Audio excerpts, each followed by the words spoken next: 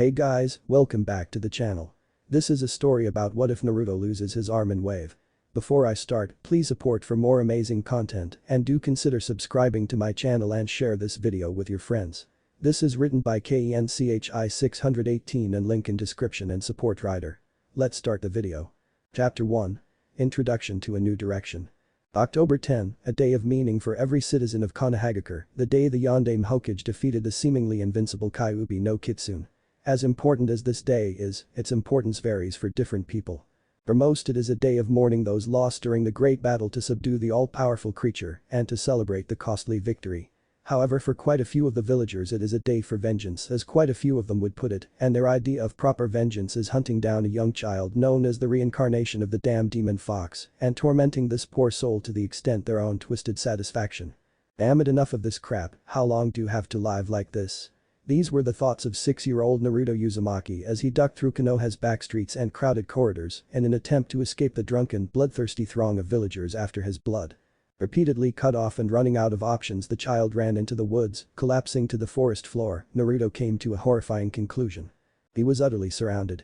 As the mob inched ever closer with cries of, "Remember the Yondaime, or your time has come," Demon Naruto, despite his fear of the ever-impending doom, resigned himself to his fate. Well, at least I'll have some peace in death, thought Naruto. Morbidly resigning himself to try and get a few licks in before his inevitable demise, Naruto rose to his feet. One last show of bravado. "Come and get your asses kicked." Naruto Uzumaki fears no mortal man. Brave last words for a dead man walking.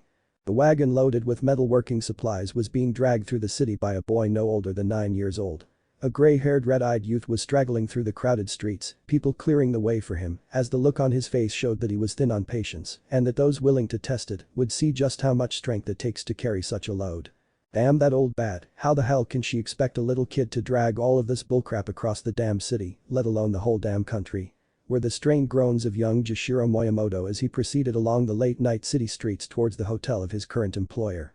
10 minutes later, an exhausted Jishiro collapsed at the foot of the hotel storage facility, stirring only at the quaint speech of a very familiar voice. Very good child, you really are coming along when it comes to your eye for detail."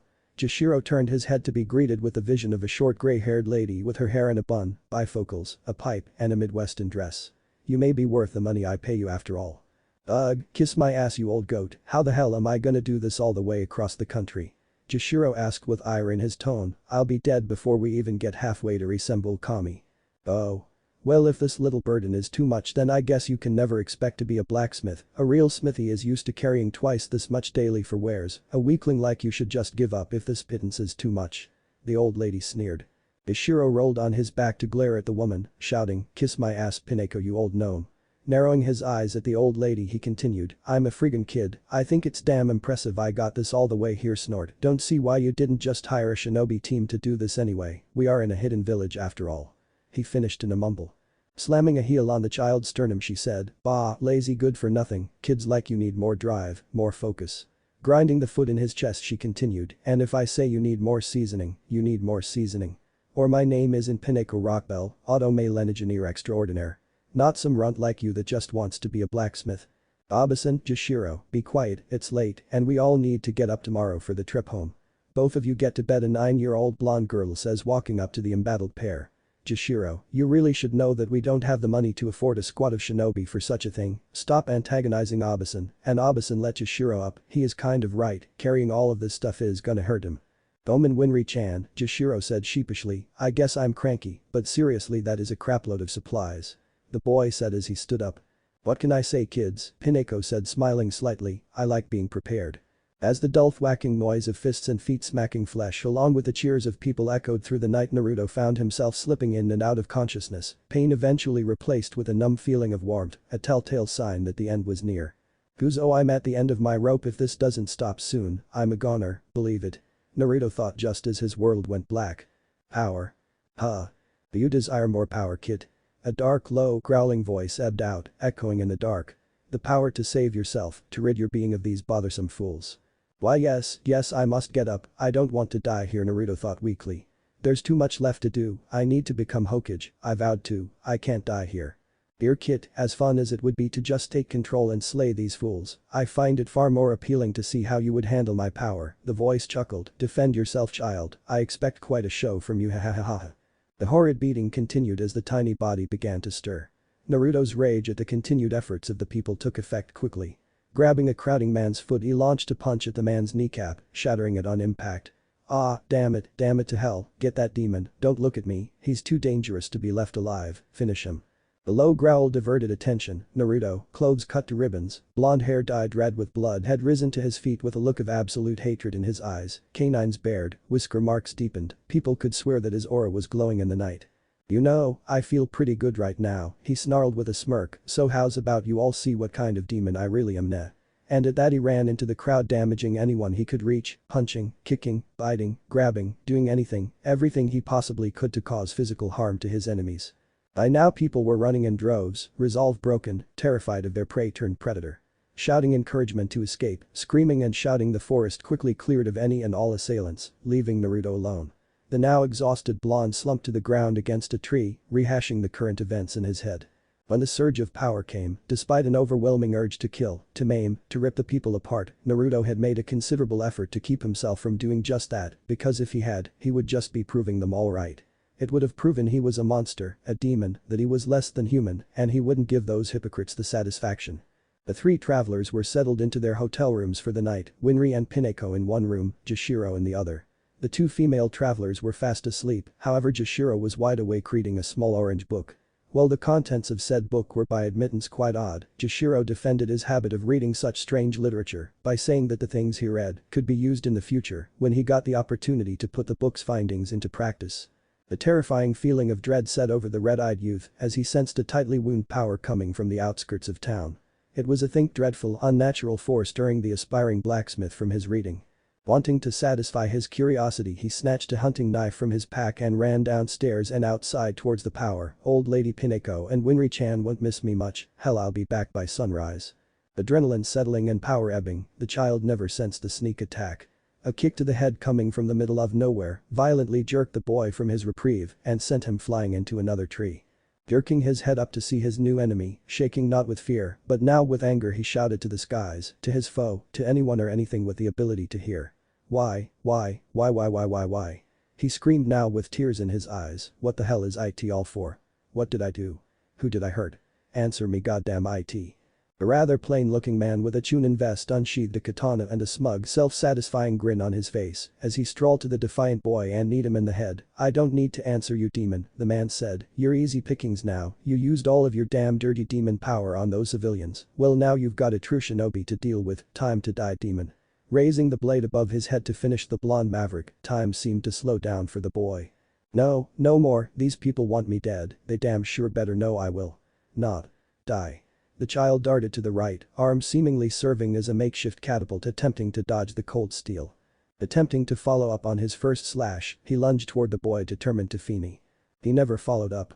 At this moment Jashiro, trying to investigate the mysterious power, saw the man swing at a child leaping to get away. In a flash of horror and anger, Jashiro ran in and thrusted his knife at the man's neck, piercing his Adam's apple. The Chunin had a look of horror and confusion on his face, choking on blood and steel, while Jashiro's emotionless ruby eyes showed no remorse. Choking and twitching for a few seconds, in a pool of blood the man went still and silent.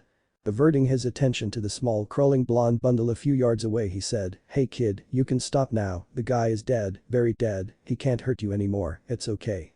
As if hearing his savior's words, the boy stopped moving. Jashiro walked towards the boy, all the while noticing things about the situation. Such as the tattered clothes, the raggedy footwear, the awkward angle that he came to rest at, the blood pooling around him. All these things were taken into account, and upon reaching the child, Jashiro turned around and saw a sight that brought bile to the top of his throat. The mangled remains of a tiny arm, recently cut from a human body. Chapter 2. What was lost? Hiruzen Sarutobi, the Sandaime Hokage, the god of ninja, the professor, was overlooking the land of his domain on the morning of October 11, thinking only one thing. I am too old for shit, he sighed while exhaling his pipe. Usually he'd be in the hospital waiting on Naruto to awaken after October 10, however the traditional summoning to the hospital by Anbu never happened as it usually did. At this revelation he did not know quite what to think. Did Naruto actually prevent harm from coming to himself, or did the worst finally come to pass? His answer finally came as he felt the familiar whipping of wind and spray of leaves common of Shunshin. As he turned he was greeted by the sight of the familiar dog mask and gravity-defiant grey hair. Sandaime-sama, I have grave news. Is that so, Kakashi? Does it have to do with Naruto by chance? The old man stated knowingly while taking another puff from his pipe. Hi Sandame-sama, he's in the hospital Kakashi stated looking down, it's not good sir, the kid is in rough shape. The old man had a grim look on his face. Minato, what would you say now seeing how they treat your legacy? Turning to Kakashi, thank you Kakashi, you are dismissed, go rest. Hi Hokage-sama, I just hope he somehow survives this one, I can't even begin to tell you, you have to see it yourself. The dog masked Anbu then proceeded to shunshin away. The grizzled leader of men proceeded to exit his office. Naruto, what can I do to protect you, when will you know peace my boy? Naruto found himself suddenly standing in a field of white.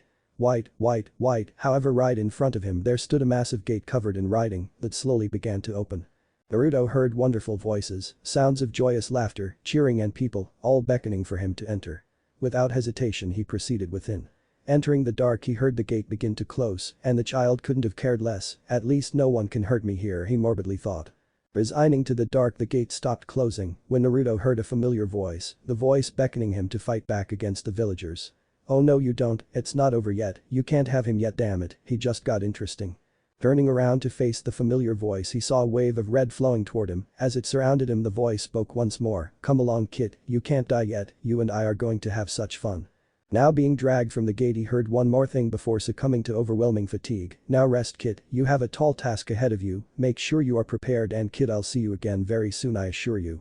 Cobalt blue eyes opened to blinding white, woo freaking who more white light ugh, I feel like crap, okay, check your surroundings Naruto began checking his immediate surroundings, okay, smells like ammonia, rubbing alcohol, piss, and nasty food, obviously it's a hospital duh. He sat up and began to move about when he realized something, he could not feel his right arm, at all. Looking down his eyes widened with horror as he saw the nothingness spanning from his shoulder. Tears formed in his eyes as a scream choked in his throat. Touching the area of nothing he cried freely, wailing in anguish for his lost limb, his door was quickly thrust open. Seeing that he currently had company he dammed up his tears and put on his emotional mask. WH who are you? He said gazing at the arrivals. 3 people he had never met before had entered his room. Leading the way was an elderly woman with grey hair up in a bun, bifocal glasses, and a frontier-reminiscent dress. She was almost as short as himself, however she carried herself as if she was not a frail old woman, with an air of confidence. Following her was a younger blonde girl, a few years older than Naruto himself with blue eyes almost like himself, wearing a light blue sundress. The final boy walking in had long white hair, red eyes and a tanner complexion than Naruto was used to. The boy had on an open olive vest with a grey shirt underneath and black pants. The thing about this person that interested Naruto was that despite being just a few years older was his body build, the muscular definition was evident even through all of the clothes, to Naruto the boy was huge. Well little one it seems you're finally awake, that's good, they said you wouldn't awaken for quite a while, you certainly are a tough little boy aren't you? Said the elderly lady in the room. Yeah kid you had me all shaken up when I found you, thought you were goner for sure, lucky bastard. The smiling white-haired youth said while ruffling Naruto's hair. Oh, by the way, this is Pinako Rockbell, her granddaughter Winry, and I am your personal hero, Jishiro Moyamoto. Well hi guys, howdy, Naruto replied sheepishly, I'm Naruto Uzumaki, and I'm handicapped at your service. He finished while looking down at his injury. The 4 people in the room were left in awkward silence until the door opened revealing the Sandame Hokage, hey there old man, what's up? Moving closer towards the bed Sarutobi realized the very important piece of missing flesh and bone. He stood in silence for a moment, not really trusting his voice before he finally spoke Naruto-kun, I'm so glad you're alive, what happened, who did this to you, tell me everything. As Naruto got situated he began to tell the events of the previous night to all in attendance, he saw the old cage begin to fume in quiet rage, Pinako was thoroughly disgusted and flinched noticeably when Naruto recalled the more graphic points. While Jashiro's eyes showed bitter indifference his mind was screaming more questions, who was this kid? Why was he attacked and what the hell is this guy doing about it? Winry was driven to tears and by the time he was done she had glumped him, crying into his still existent left arm. Oh Kami, how could anyone do anything like this to a little kid? She cried. Naruto Sarutobi seemed to be at a loss for words, I'm so sorry, there could have been something Old man it's not your fault, there's only so much you can do, you've already done so much, I know you can't help every time anything happens to me, Hokage or not you're just one man. Grabbing the phantom limb where his arm used to be Naruto, felt the tears rise once more, I guess I need to find a new dream now, since I don't know any one-armed ninja at all, let alone a one-armed Hokage. Naruto I will find a way to help you now, I swear it. Sarutobi looked around the room and took notice of the 3 foreign faces in surrounding the bed. If I could speak to you all in my office about this, we should let Naruto here get some rest. All bidding Naruto a goodbye, Pineko, Winry, and Jishiro followed the Sandaime to his office. I would like to thank you all for helping Naruto last night. Kami knows he needs all he can get, he began as he sat behind his desk while his guests took the couches around front. I would like to get your viewpoints from what happened. And so all three told their side of the tale. While Pineko and Winry had the part of ensuring the boy did not die on the way to the hospital, Jishiro had told the largest chunk of the events, reciting his part of finding Naruto, killing his attacker, and rushing to the hotel and then to the hospital with the boy in hand. I see, I must thank you Pineko-san, and you Winry-chan for prolonging Naruto's life. I can only imagine what that took, Sarutobi said with a look of admiration on his face. It was not an issue Sandaime-sama, what were we to do, allow the child to die? Pineko said, following the old man's example, she took out her own pipe and began to smoke. Yeah, I mean he's barely older than us, who could just do something like that, what a monster. Winry stated, beginning to feel enraged. Nothing he could have possibly done would make attacking him justifiable. Ishiro shifted uncomfortably in his seat, fearing repercussions from his defense of Naruto. Sensing this, Sarutobi began to address the red-eyed boy. And you, Jishiro, his tone forcing Jishiro to squelch further in his chair, as if he would melt under the old man's firm gaze. Thank you my boy, had you not showed up when you did, Naruto would have lost far more than an arm. Seeing Jishiro loosen up he continued, I'm impressed with you, a child your age taking down a Chunin level ninja is a very big deal. Ishiro's face echoed the confusion he felt, Nani? You are like totally pissed off that I killed one of your ninja. Seeing the look on Sarutobi's face, Jishiro only had one thought which he readily voiced, well hot damn then. Sarutobi began to elaborate, scum such as the man you disposed of last night isn't worth such an emotion Jishiro-kun, if anything I should thank you for it. A small smirk appeared on his face, if you hadn't done what you had, I assure you he would have felt far worse in the coming days, a coward such as him did not deserve such a quick clean death. He growled out. Quick maybe, clean not so much. Jishiro thought as he smirked in grim satisfaction, however he relented as reality hit. Nah, what are we going to do about Naruto though his arm, it's gone. His dread resurfaced. Yes, his ambition of being a ninja of this village is all but gone, he said while looking out among his town, more specifically the Hokage monument. A boy with one arm cannot do much as a shinobi. He took another long exhale from his pipe. Winry popped up, inspired and shot her grandmother a pleading look. Pineko sensing her granddaughter's intentions, grew a small smirk and spoke up, well who says he'll only have one arm? Noting the speed at which the Hokage turned around and Jishiro perked up, she knew she had planted the seeds of Naruto's salvation. Why you can actually do something about his arm? Sarutobi said with an incredulous look on his face, what can you do for him? You obviously don't know of me so allow me to introduce myself. Pineko Rockbell, Chief Automail Engineer at your service. Pineko stated with a grin. Sarutobi however was still confused. Automail. Automail is an advanced prosthetic Winry cut in, speaking in a matter-of-factly way, instead of a regular prosthetic limb, he'll be able to have all the things he had with his real arm, and it's tougher too, I imagine that if he wants to be one of your ninja that will come in handy. Unnoticeable to the people in the room, Sarutobi's mood lightened considerably after full comprehending what was going on. Very well, I imagine that such a procedure is not cheap, send me a price, and I will see that it is bought and paid for. Pineko cut in, oh nonsense, a child such as him that has been through such a hell of a life, has earned a fair shake at his dream, no charge. At that the group left to return to the hospital to give Naruto the news. Upon their return to Naruto's room they found that he had seemingly not moved an inch, having your dreams crushed will do that to you. Leading the way, Sarutobi was the first to speak, Naruto-kun, we have good news for you my boy, there is a way for you to actually get a functioning arm to replace the one you lost.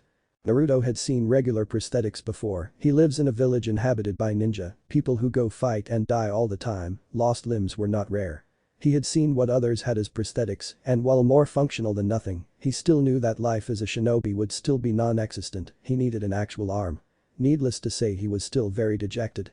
Thanks Aji-san, but a prosthetic wouldn't be enough to be a ninja, I might as well have nothing. What is with you people? Winry spoke up to a surprised Naruto, who had only heard a few words of condolence from the girl earlier that day. Automail isn't some useless hunk of plastic or something, it's just as good as your real arm, if not better. At this point Pineko and Winry sat down to explain to Naruto the concept of Automail, what made it special, how it worked, and that it would aid him in his pursuit of being a ninja. By this time Naruto's interest had been piqued, and despite the explanation of agonizing pain during the attachment process, he was dead set on the required surgery. And that's pretty much it, just like your old one well except for the metal part. Naruto was ecstatic, hell yeah, sign me up. He jumped up, surprising everyone not personally acquainted with him, bounding in place from toe to toe. "This is gonna be so cool, I'll have my arm back." "Naruto, are you sure you want this?" The Sandaime Hokage was slightly skeptical, especially after they drove home the agonizing pain part. "I already said it, Aji-san, fuck the pain." "Fuck the pain," Naruto spoke in a low hoarse voice. His voice was out because for the past couple of hours, Naruto had been screaming every single curse word his 6-year-old brain had memorized at the top of his lungs from the exact second the metal couplings were attached to his flesh. No matter how used to it they were, Jishiro and Winry still couldn't stand listening to the screams of those undergoing surgery. No painkiller had enough power to ebb the pain. The fact that the surgery was being done to the loudest kid in the entire village didn't help lower the sound decibels any. "What part of it's gonna hurt, didn't you understand, kid?" Jishiro smirked at the exhausted boy. "I thought you were tougher than that, haha, oh what no, damn you guys, fuck this, oh you sounded like a total loser, kid. Fuck you evil sadistic dark magic ass ugh. Ooh oh, good comeback, kid, if you fight as well as you throw insults, then you won't even be able to be a genin. Kiss my ass, Jishiro. Yeah, you actually are tough though, that auto-male attachment surgery is pure torture, you don't need to feel bad at all for yelling, I've seen grown men cry from that shit, Naruto, it's no joke." Feeling a little physically better, he sat up, prepared to ask a few questions. "Oh no, Jishiro, why did you save me the other night?" Looking down he continued, "Most people ignore me or try to hurt me, you don't even know me, none of you do, so I just wanted to know why you all helped me." Jishiro looked at the child in near disbelief. "Kid, you're a kid, people shouldn't do stuff like that to kids, hell they shouldn't do it to anyone." Sadness began to build in the red-eyed youth as he looked upon his younger counterpart. No one should ever have to just rely on themselves, but he thinks he can only count on himself. Planting a hand on Naruto's shoulder, he gave him a big grin. "Oh hell with it, little buddy, you're welcome, it's no big deal, I'd have felt bad not helping you." As Naruto gave him a genuine smile back, he turned to leave. "Alright you little squirt, get some rest, hopefully when I come back you'll be able to form coherent sentences," Jishiro said as he left the room. "Don't worry, Naruto, I have a plan, you won't be all alone anymore after this, I promise." Hiruzen Sarutobi had never lost a battle. The Sandaime Hokage had defeated every enemy he had ever faced in his entire career. He had survived encounters with every enemy imaginable, however the only foe he could not defeat was the same foe he was obligated to see for the rest of his tenure as Hokage. That damn paperwork, the scourge of every powerful man in world history. He would take a reprieve from this torture any way he could get it. "Old man, I've got some business with you," was his only warning before his office door was kicked wide open by Jishiro, strolling in all his glory right up to the front of his desk. Eye contact followed by a lengthy silence followed soon thereafter. However, Sarutobi smirked, as he already had a good idea about what this was about. "Why sure, Jishiro-kun, have a seat, we have much to discuss." The sour look on Jishiro's face he had upon entering had dissipated after seeing the knowing look on Sarutobi's face. Needless to say, Jishiro, eager to get business done, took the old man's advice and sat down. "Okay old man, you have my undivided attention, let's chit-chat and sugarcoat nothing, I need to know whatever you can tell me," Jishiro said. Sarutobi's smirk grew to a full-blown grin at this point. "Why Jishiro-kun, whatever do you mean?" Jishiro sighed, eyes narrowing. "You know what I mean, tell me about Naruto." The next few days were Naruto staying with the Rockbells and Jishiro in their hotel rooms, getting his new arm situated, learning how keep maintenance, getting some clothes to replace his old clothes, just trying to keep the kid comfortable and make him feel normal. One of these days while sitting with Winry and Naruto, Jishiro took the time to actually get to know the little blonde boy better. "So, Naruto, tell me, why do you want to be a ninja? I mean you're a tough little punk and everything, but that path is no joke, you need to be serious." Naruto looked at the older boy, eyebrow raised. "Hey Jishiro, I can be serious, but what fun is that?" He began smirking. "Yeah, it's gonna be tough, I'll need to get serious, so what's wrong with having fun now while I can?" Shifting topics he continued. "Hey Jishiro, why are you so strong? I mean you told me what you did that night and it's kind of hard to believe, you're barely older than me." Jishiro pondered for a moment before answering. "Well, I have to carry tons of heavy crap for old lady Pineko and Winry-chan, in other words, I'm pack mule status, so naturally I got faster and stronger doing that bullshit all damn day every day." Winry proceeded to crack Jishiro in the head. "Language Jishiro. Naruto-kun doesn't need to pick your nasty cursing habit." "Damn it Winry, what the hell?" he said while rubbing his head and sitting back up. "I think I have a right to speak as I choose, if the kid is smart he won't start, but if he does, who cares? The world needs more people willing to speak up." Before Winry could respond to Jishiro's retort, their attention was diverted by Naruto, howling with laughter on the bed. "Damn Jishiro, I can't believe you let Winry wail on you like that, she's just a girl man." Before continuing to laugh. Naruto-kun, Winry said in a deceptively sweet voice, what do you mean by all of that? Naruto, unaware of the danger he had unintentionally placed himself in, eloquently elaborated, oh, I meant it's funny, cause you're just a girl, and look at Shiro over there, he's ripped, he's basically a brick shit house. Whap. Winry once again spoke in a sweet tone of voice, Naruto-kun, please don't use language like that, I can take that arm of yours back after all, you don't want that, do you?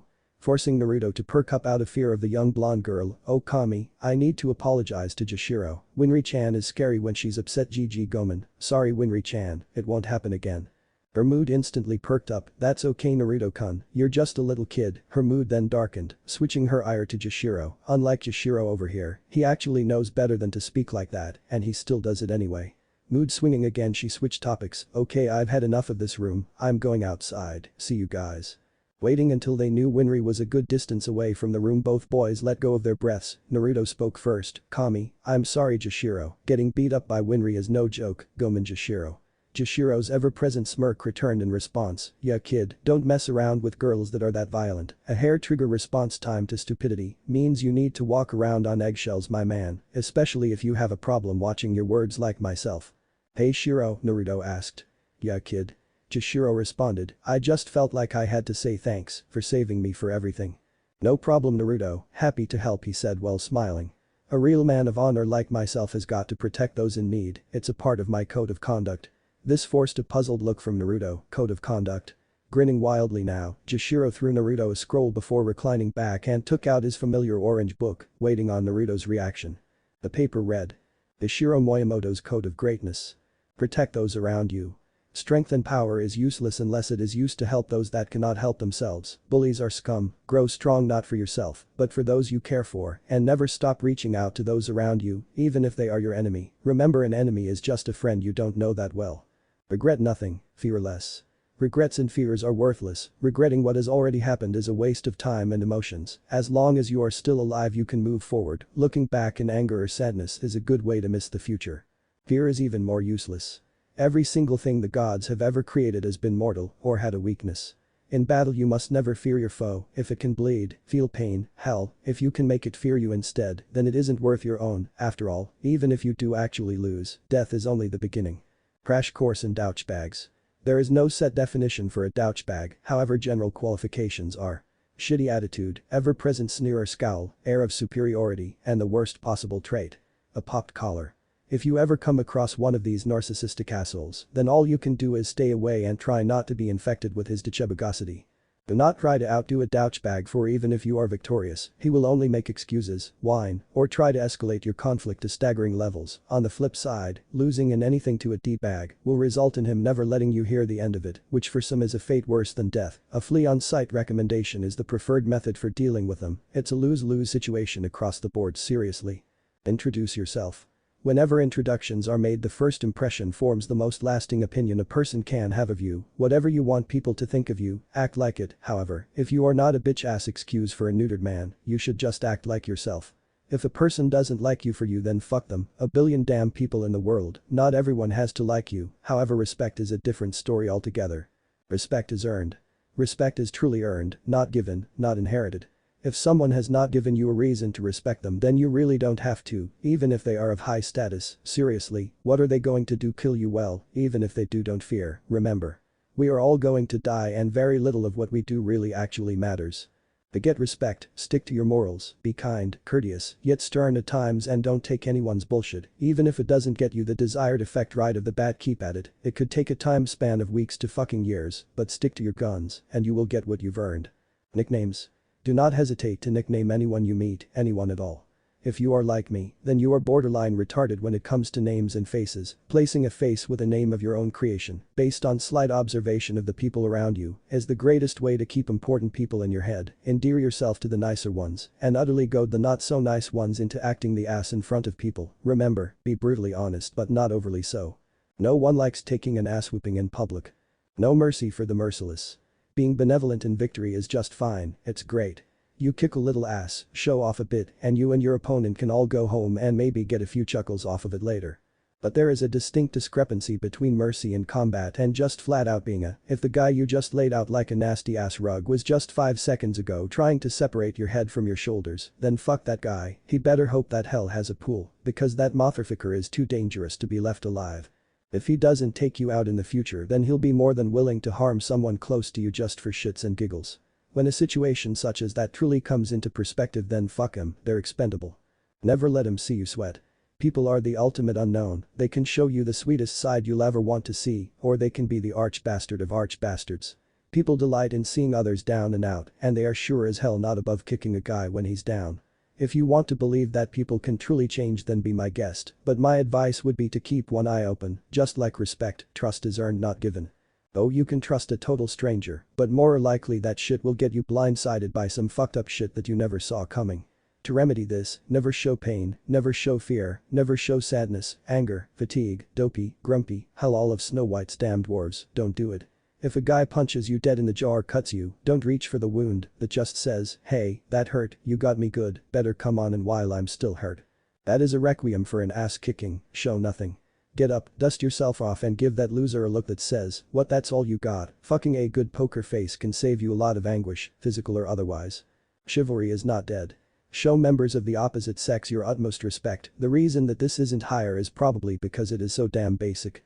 Not only will having respect for the females that you will choose to surround yourself with eventually see you more than likely winding up in an actual relationship with one of them, it will also help you when the time comes to block some kind of bullshit rumor, or maybe that it might just make you look cooler. If those don't work for you, then how about you just do it, because having a lack of chivalry will send you down the bunny hill leading to the slippery slope of douchebaggery. Need I continue? Didn't think so. Don't be a robot. Just because someone says something does not necessarily make it true. Hell, I could say aliens exist and have been living among us for years, crazy. Hell yes, but whether or not it is an opinion, nothing more nothing less, you are entitled to them as is everyone else. Some of the things I say may not make sense to you, some of the things I say may not apply to you, take it how you will. The important thing to remember is to march to the beat of your own drum. Different, weird, odd, strange, all of these things don't mean better or worse, they just mean different. So do your own thing, don't follow blindly, if anything you lead, because people only remember number 1, 2 is not a winner, and 3 nobody remembers. Upon finishing the scroll, he looked back at Yashiro, who was still reading his book. Yashiro hadn't stirred, he hadn't spoken, looked up, hell, he hadn't sneezed. Hey Yashiro, is this for real? Looking up from his book, he answered the young man, every word, it's truly my code, I follow it to the letter. Ever wonder why I'm so kind to Winry-chan and Pineko? Naruto shook his head no. I've pretty much been the Rockbell family pack mule for years now, kid. I don't do it for the money, the extra metal to work with, hell, I don't do it because they let me stay with them, I do it because it's the right thing to do. Naruto nodded in understanding. When I started helping them, I was just wandering through the countryside when I came to their town and saw Winry-chan having some trouble with some supplies one day. I helped her, and one thing led to another as I ended up as their assistant for going on 2 years now. They gave me a place to stay eventually out of gratitude, and far be it from me to turn down a warm bed. One night turned to 1 week turned to a month, I just didn't leave. Naruto nodded again in understanding before asking a question. Hey Shiro, you said something about metal, why would you need metal? Jashiro gave a big grin prior to answering the question. Well little buddy, you are looking at the future greatest blacksmith of all time, Pineko. Let me use some of the scrap she had left over from designing her automail. I make everything we use, from the tools they keep to the knife in my boot. I have to say. I'm not one for tooting my own horn, but I have to say that I think I'm pretty damn good, a regular bona fide prodigy at this crazy trade o' mine. He said in the humblest way possible, which meant it was a brash statement. Okay, sure, let's go with it then, cause now you my friend are looking at the future greatest Hokage of all time. Naruto started, now standing, yes Irie, even with a false automail arm, I will still take Chiji's damn hat one day. Naruto stated proudly, hell, with this upgraded bad boy right here, who knows how easy it will be. Ishiro and Naruto stared at one another for a few moments before breaking into raucous laughter. Aha, kid with that attitude, I have no doubt you'll run this place one day. Jashiro stated with a firm smile on his face, not a smirk, not a brash grin, a genuine smile. You too Jashiro, hey, maybe you'll end up being my blacksmith, I'd better get a discount on my wares. Naruto said before they both broke into laughter once more.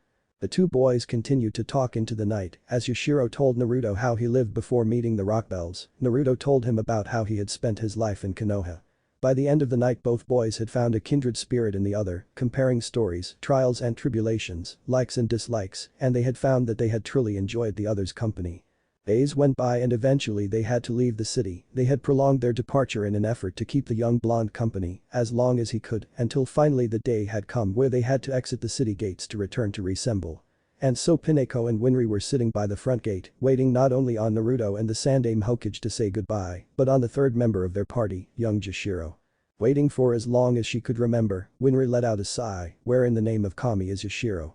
She asked her grandmother, "We can't really wait all day, we need to get going while there is still enough light to reach the next town." Hineko took a toke from her pipe, "I'm sure what he's doing is important, calm down girl, he'll be here soon." Winry sighed again, "I hope so grandma, because any longer and I'm gonna." "Hey. Winry-chan." Hineko Basan. Turning towards the offending noise they saw Naruto running towards the gate. His appearance changed since the night of his attack. He now wore a long-sleeve orange shirt with a spiral on the front. He also wore blue shorts, and to go along with it, he had his right arm wrapped up in order to hide his new automail, still feeling shame over the loss of his arm. Eventually the blonde ball of energy came to a stop in front of his new friends. "So you guys are leaving today?" He said in a saddened tone, "I'm gonna miss you guys, but you have your own lives to live and get back to, just keep in touch okay?" Winry knelt down to the boy with a soft look on her face, "Of course Naruto-kun, don't you worry, I'll write all the time, and we'll come visit you." She stopped to ruffle his hair and then continued, "And you better take care of your automail, it's very expensive you know." Naruto quickly put a grin on his whiskered features in order to respond to the girl, "You know it Winry-chan, I would never let this awesome present get destroyed, and I'll write you guys when I need upgrades, maybe next time I'll have money to pay you with." This got a laugh out of Winry and a chuckle out of Pineko. "Well, it looks like everyone is here." At the turn of their heads they saw Sarutobi with Yashiro in tow with smiles on their faces. "Pineko, I hope you have everything you need for your journey back to your village." Pineko moved forward to speak, "Yes, we are just about ready to go now." Sarutobi made a motion as if to stop them from further loading the wagon before stating his intent, "There's no need for you to continue this yourselves. I have commissioned a genin team to help you with your wares and to escort you back to reassemble." Hineko put a smirk on her features, "What? Jashiro been complaining again about dragging the cart home, for shame my boy, a blacksmith, must have more salt than that." By now Winry had joined in on poking fun at the white-haired youth. Jashiro had a sheepish look on his face while taking his lambasting from Pineko, "Well you see about that old lady I won't be returning home with you guys, Winry had a stunned look on her face. Pineko was so shocked she dropped her pipe. Sensing the confusion in the air, Jashiro tried to press the silence by continuing his reasoning, "I just thought that someone here had to take some initiative and try to take care of the brat. And since we can't take him with us I decided that I should stay with him. It's totally cool though, the old cage here thought it was a great idea, and with a few concessions for both Naruto and myself, boom, bam, I am now a full-fledged citizen of Konohagakure, hold your applause please." Hineko looked at the boy with a look of appeal. She also thought that Naruto needed someone to keep him alive. However, she was too old to defend him, and when the chips were down, she knew Winry could not keep him safe for long. Jashiro was young and had proven that not only could he easily dispatch bandits, he rather liked this as it was his only break from dragging carts while on their trips. He also swiftly put an end to the life of a Chunin-level shinobi on the night of Naruto's attack, showing that he could hold off decently powerful foes if given a chance. "Well Jashiro, I guess you finally got yourself out of pack mule duty once and for all huh?" Jashiro just shrugged at the jab.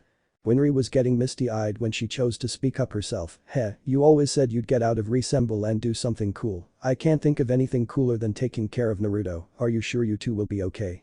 Ishiro walked up to Winry, I don't see anything cool about this, it's just against my code to leave him alone, helping him is in my nature, and about taking care of him, I took care of myself, Naruto's been taking care of himself, I'm pretty damn sure that he and I will be okay, so don't fret Winry-chan, but you still better visit us okay?" Winry nodded, not quite trusting her voice and gave Jashiro a big hug, "Take care of yourself you dummy and keep Naruto-kun safe okay?" The two groups said their goodbyes with Naruto and Winry getting teary, although this heartwarming scene soon degenerated as Jashiro thought it to be a good idea to make fun of the two blondes while they were saying goodbye. Needless to say Jashiro showed that even in the face of an emotional departure, he could still go to girl into giving him a tremendous beatdown, much to the amusement of all in attendance. After seeing the rock bells and their escorts off the Hokage and Jashiro had one more surprise for Naruto, "Well now that goodbyes are done I must be on my way boys, Jashiro take Naruto home to get yourself situated." Naruto, not exactly the sharpest knife in any drawer by any means, was confused by this statement, "Nani? Jiji what are you talking about?" he said while shaking his head between the two, "Jashiro isn't going to live in the orphanage is he?" Then he started to panic, "Oh no. They kicked me out. They kicked me out. I won't be with Jashiro Nai-san." Ishiro and the old man began to chuckle before Jashiro spoke up, "Runt, I'm not going to that damn place, and neither are you. Did you just call me Nai-san?" Naruto gave him a straight look. "Well yeah Shiro Nai-san, you're the only person to really be this nice to me, ever, why wouldn't I?" Jashiro just smiled at his little brother before he responded, "Well, don't you worry about that one bit, because the old man sprung for an apartment for the both of us, pretty boss huh?" Naruto nodded his head quickly before smiling at the old man, "Thanks Jiji, really." Saratobi just smiled before body flickering off to do Hokage stuff. Smiling down at his new sibling, Jashiro said the words that would forever be stuck in Naruto's head, a warm reminder that no matter how the village treated him, no matter how downtrodden life made him, he always had at least one person who would always be there for him. "Come on, let's go home Atauto." Chapter 3. A thin line between insanity and brilliance. About 4 months after Naruto's attack that cost him his arm, life in Konohagakure had gotten a tiny bit better for the blonde demon carrier.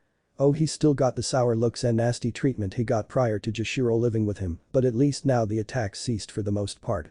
The reason for this was that Jashiro, upon his first week, had taken a page out of the book of prison law. In an effort to immediately divert attacks from Naruto, he and Naruto walked through the city every day, while he had his new little brother point out the most common offender to his piece so that Jashiro could dispose of him quickly. Flashback, 2 weeks after Naruto's attack, 3 months ago. That's him Nai-san," Naruto pointed to rather portly middle-aged man with brown hair and beady black eyes. "This mug is the ringleader of the people beating you Atauto." Jashiro looked on, just wondering what he was going to do to embarrass this man. "Yes Shiro, that's him." Now usually Naruto really never cared to remember the faces of his attackers, seeing as how nothing ever got done about the beatings, and more pressing issues usually ran through his head during those times, namely surviving.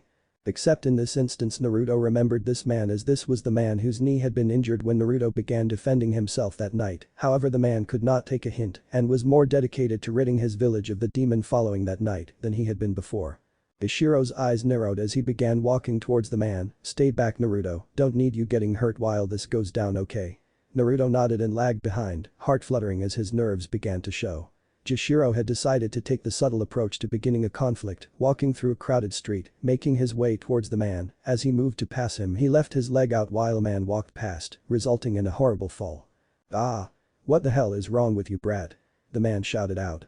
Jashiro turned around with his signature smirk in place. "Oh yeah, I guess I'm not really used to these big city streets yet, but hey, you're fine, I'm fine, it's all copacetic." The man stood back up to get in Jashiro's face to intimidate him. "Oh really, well maybe I need to teach the little hick over here some city etiquette, around here we apologize, what? People don't have courtesy for others in Jakfikistan or wherever the hell you're from." Jashiro's features became hardened at this point. "No, I just don't have any for guys like you, beating up little kids." The man looked incredibly offended and angry. "What the hell are spouting now punk? What kid? Naruto Uzumaki you piece of shit, you and 30 others like you took something precious from him." Jashiro finally exploded before calming down slightly and continuing, "And now if you want to mess with him, you have to deal with me, that's it, no more words, no more talk, I'm gonna make an example out of you right now." The man snapped at this point. Why is this brat defending that damn demon? Fine, if this little hick has a death wish then I guess I'll just teach him a lesson. "You demon lover, I'll kill you myself." At this the man charged Jashiro, whom had at this point turned his smirk into a full Cheshire grin before taking a stance. His stance consisted of a high Muay Thai stance, left knee bobbing, fist set out ahead. Now Jashiro's mirth was not because he was about to fight, though that was a plus, no it was because this guy thought it to be a good idea to charge him head on. Jashiro may be 9 years old, but having been dragging heavy carts and lifting and hauling heavy metals for the better part of at least 2 years, he was not by anyone's standards a weak person. When the man got in Jashiro's range he first delivered a jumping knee strike to the man's head, sending him stumbling backwards. Rushing in, Jashiro pressed his opening by jabbing up the head and body of his assailant until he had regained his bearings. The man chose to grab the white-haired boy and throw him against the wall before a straight kick to the sternum stopped his momentum with a grunt, signifying air leaving his body. The end came when Jashiro clenched his hands around the man's neck, forcing his head into a pocket. With a series of simple twists and jerks, the man's body was at his will as he battered his face and skull with vicious rising knees until his legs gave out from under him. After KOing the man, Jashiro simply walked back to Naruto, took his hand, and walked him through the crowd and past the fallen man, showing the people if you mess with Naruto, then you'll have a real issue to take care of. Naruto was floored by the efficient brutality of his Nai-san. It wasn't extremely flashy, but damn if it didn't get the job done. "If I could fight like that then I'd have a serious advantage over a lot of people. Nai-san. That was awesome." You've got to teach me how to do that, it was amazing, that guy was like twice your size. Patting Naruto on his head he chuckled, kid that was just a civilian, he had no skill in combat, an academy student could have beaten him up, but you have a point though, I have to train you, someone does after all. Flashback end. And so Jishiro decided to teach Naruto the basics of Muay Thai kickboxing, nothing too advanced, Naruto wasn't nearly strong enough for the clinching techniques yet. He did however learn the 8 points of contact theory, taught him good form, and gave him technique and a few combinations. The reason for the crash course on the basics was because he learned that Naruto had absolutely no talent in hand-to-hand combat. After their first session in the back of their apartment, Jishiro palmed his own forehead in disbelief, Naruto, I thought that you got attacked all the time. Naruto, bruised up from his particularly brutal spar with his new brother, looked up from the ground at him, I did Nai-san, it happened all the time. Jishiro's sweat dropped at this discovery, how in the world has he survived so long fighting as poorly as he does, Kuzo, this is going to be a pain. Alright kid, I'm not gonna sugarcoat it for you, you suck, you really suck, you take more shots than you give, and that's a bad thing no matter what. Jishiro had restrained himself while sparring with Naruto, even when he took to swinging his auto-mail arm, his trump in a fist fight, the punches and kicks were so telegraphed that Jishiro had to hold back from throwing out a kill shot counter. Naruto was confused by this however, What do you mean Nai-san, I put all my power in my attacks. Jishiro walked over, sat next to his brother, that's one of your problems, power in your shots are good and all, but right now you should be focusing on making contact and hitting fast, you can't knock someone like me out at your level, so you should focus on technique right now. You're a natural hothead, so getting the technique down should help you keep focus, not just during a fight, but in other parts of life too. Naruto was about to retort when Jishiro cut him off, stop right there, you were just about to talk shit weren't you? You see, you're a hothead. You can't even take constructive criticism. Omen, I just hate being looked down on Shiro Nai-san, but you're the one teaching me, so whatever you say. Standing up to walk away, Jishiro turned to speak, that's another thing, when we train don't think of me as your brother, I'm your sensei, don't call me Nai-san out here, call me big boss, you do that until you can beat me alright. Jumping up to salute him, Naruto answered, hi big boss. Smiling as he walked away, Jishiro waved back at his brother, alright, that was hilarious, now what does the old man want now, hope I'm not busted for something. Jishiro had been summoned to the Hokage Tower earlier that day, however being how he was a civilian, he really didn't care about punctuality. Strolling up to the door again, he smiled and gave a two-fingered salute to the secretary he strolled past the first time he appeared in the tower, she simply smiled back and let him enter.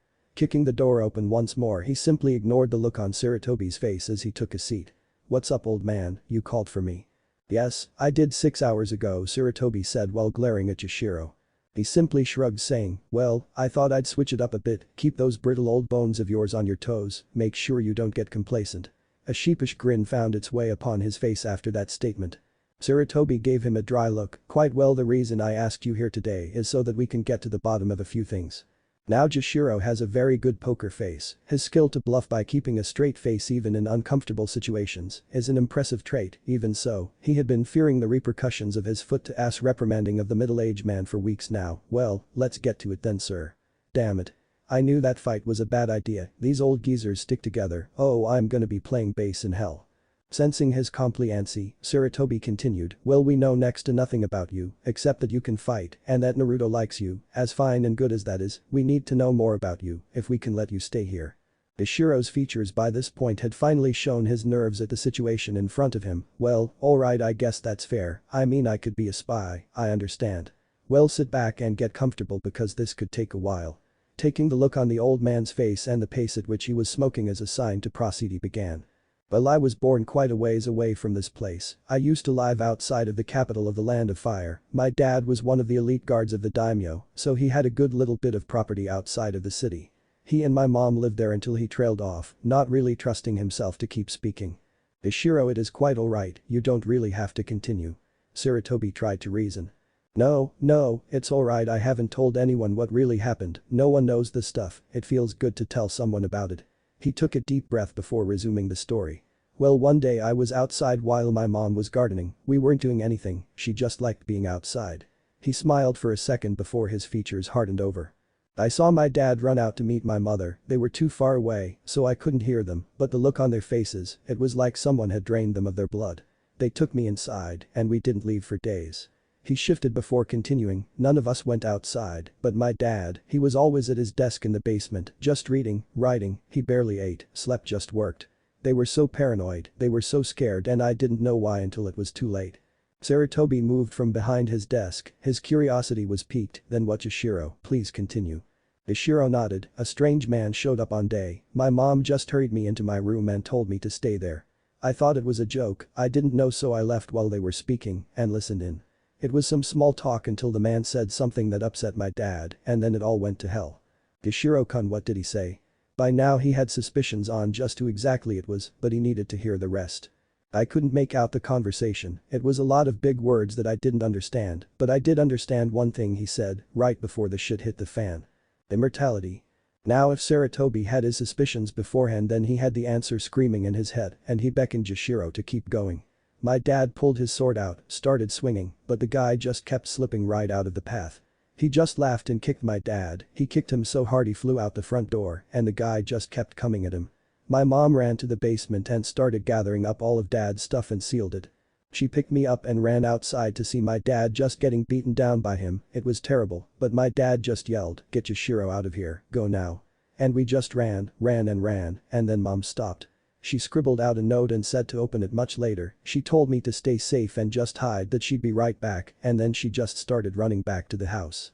A tear slipped from Joshiro's eye as he picked up. I hid so long that I fell asleep. I got so sick of waiting, I went home, I just wanted to see my parents, go inside, to just be there. But when I made it back I saw my house, or should I say the foundation, it was totally destroyed. I didn't see my parents, I didn't see anything. So I just ran again, I just kept moving, I ran, walked, swam, just tried to get as far away as I could. Eventually I ended up in Resemble, and I ended up staying with the Rockbells for 2 years, then we took that trip here and bam. Sarutobi had a few more questions for the boy. Yoshiro, who was it that did this? Do you remember what he looks like? Yoshiro gave the Sandame a hard look. I'll give you one better, old man, his name is Orochimaru. Sarutobi was shocked. Yoshiro, do you know who that is? Yeah, I know who he is. I knew he had to be pretty damn strong to kick my dad's ass like that, but I learned his name from my mom's note. One of the things it said was beware Orochimaru among other things. Sarutobi had to ask, how do you know who he is? Yoshiro snorted, you kidding? My dad was a bodyguard of the daimyo, it would have negligence if he didn't know a dangerous motherfucker like that. My mom knew too, and it was all in her note. Sarutobi blinked. Yoshiro-kun, you never said what was in the note. He smirked lightly. Oh yeah, I didn't, did I? Well, it was pretty much a goodbye note, but it had quite a few instructions for me, an idea of what was going on, and an explanation of what was in my dad's notes that she sealed. Sarutobi took on a look as he took a puff of his pipe. Yes, but what did your father have that was so important? Yoshiro stood up. Well, my dad was an elite guard, but what made him really top-notch wasn't actually his fighting, you see, he specialized in science. Science? Sarutobi said in a disbelieving fashion. Yoshiro sighed. He hated explaining this to people, not just some old garden variety stuff like physics or something. This was huge. Have you ever heard of alchemy? What? Sarutobi said before choking. Alchemy, cough cough, the old science of making gold. Yoshiro got a little chuckle off of that. Close, old man. Alchemy is breaking down the matter of things to their base elements and rebuilding them, usually in a different form. I learned it all from my dad's notes. Mom sealed everything, from his first notes to theory he was working on before he died. I assume that was why Orochimaru killed him. Well, Yoshiro-kun, could you tell me about that theory and prove that this alchemy you speak of is real? Again Yoshiro chuckled as he walked over to the desk, placing his hand behind a clock on the table. Whoops, he said, before knocking it to the floor and stomping on it, shattering it. Noting Sarutobi's increasingly angered look, he decided to get on with it. Calm down, check it out. He drew what looked to Sarutobi like a seal, however it was far more intricate, and then set all pieces of the clock in the circle.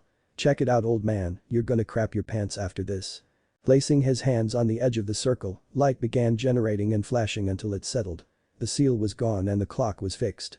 Sarutobi stood with his mouth wide open staring in disbelief. Yoshiro just placed the clock back on the desk and walked back to the couch. I'm still working on new ways to set up my transmutation circles, because as you can imagine drawing these bitches is a pain in the ass, and sorry I really can't tell you what my dad's notes say. Before Sarutobi could open his mouth to respond, Yoshiro continued, I'm sorry, yes you are the Hokage, but this is out of your jurisdiction. Being in this village I've seen all of those clan families, and I'm pretty damn sure that they all have secrets, so I guess I'll have mine too. I just don't trust you enough to let you know about this stuff. Sighing in defeat, Sarutobi smirked as he remembered the real reason he had summoned Yoshiro to his office this day. Well, now that that business is handled I guess I have to let you in on the first of my terms for you and Naruto. Jishiro looked at him inquisitively as Sarutobi continued, remember how I said both you and Naruto were going to get an education? Yashiro's eyes narrowed. I don't think I like the way that sounds too much. Sarutobi waved off Yashiro's suspicion. Nonsense Yashiro, this is what Naruto will have to do if he wants to start being a ninja, and you well you are a little old for a beginner's class. I don't think you really need the classes like that, I think I'll just put you in the class for kids your age. Damn it Sarutobi, you'd better be kidding, I don't want to be a friggin' ninja, and I sure as hell don't want to go to school, let the brat go. Jishiro fumed. The old man took a puff from his pipe. No Jishiro-kun, I believe you might enjoy it, and besides, you need to meet some children like you and Naruto. Jishiro gave him a hard look. I don't think we'll ever meet any kids like Naruto and myself. If he wants to do it he can, but I'd rather do other things, you know, like be a damn blacksmith. I need to find one around here so that I can work for him. Sarutobi continued to reason with him. Jishiro, I can find ways for you to get your experience in a smithy. I would really like you to become a Konoha shinobi. I believe you can be an asset, and with you helping Naruto out then that will give him a better chance of succeeding in the end, what do you say? Fine. Damn. I'll be a fucking academy student, but I'm not taking any bullcrap, and he's not jumping in until next semester. I need to make sure he doesn't get screwed over by his lack of basic knowledge. I'll tutor him my damn self until next semester, with the stuff I learn in class myself. Sarutobi quickly agreed, knowing things about Naruto that Jishiro and Naruto himself didn't know, namely a gigantic demon fox sealed in his stomach. Right on, I'll get cracking on that tomorrow. See you old man. Jishiro said while walking out of his office.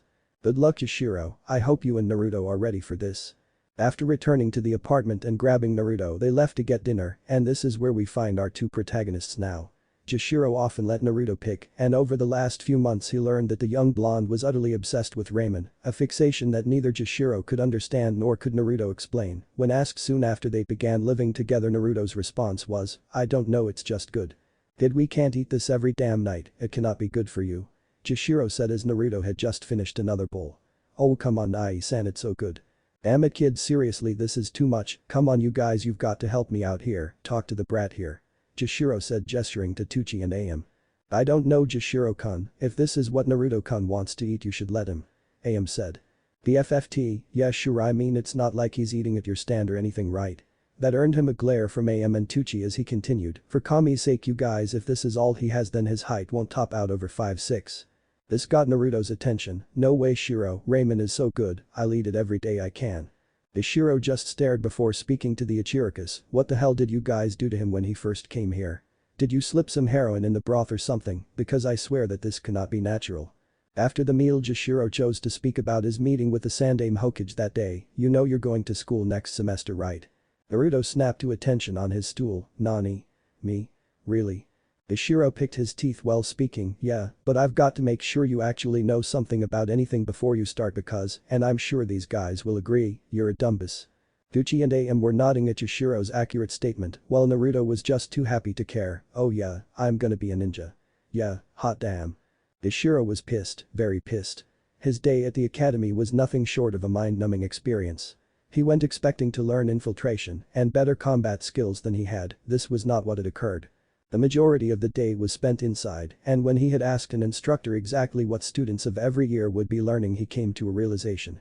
He had a year of in-class learning before he ever really got to use practical skills, and poor Naruto had 5 years of almost no practical application, all the things Yashiro would teach him, and he would have almost no outlet. Picking the door of the apartment open after school he was greeted by Naruto. Hi Nai-san. How's school, what's it like, is it fun, how many people do you get to beat up? Ishiro, not wanting to break his brother's heart before he ever even started, simply stooped down, gave him a hug and walked to his room, leaving a confused Naruto in the living room before a yell broke his stupor. Naruto. Go get ready, someone's got to teach you something useful, damn it.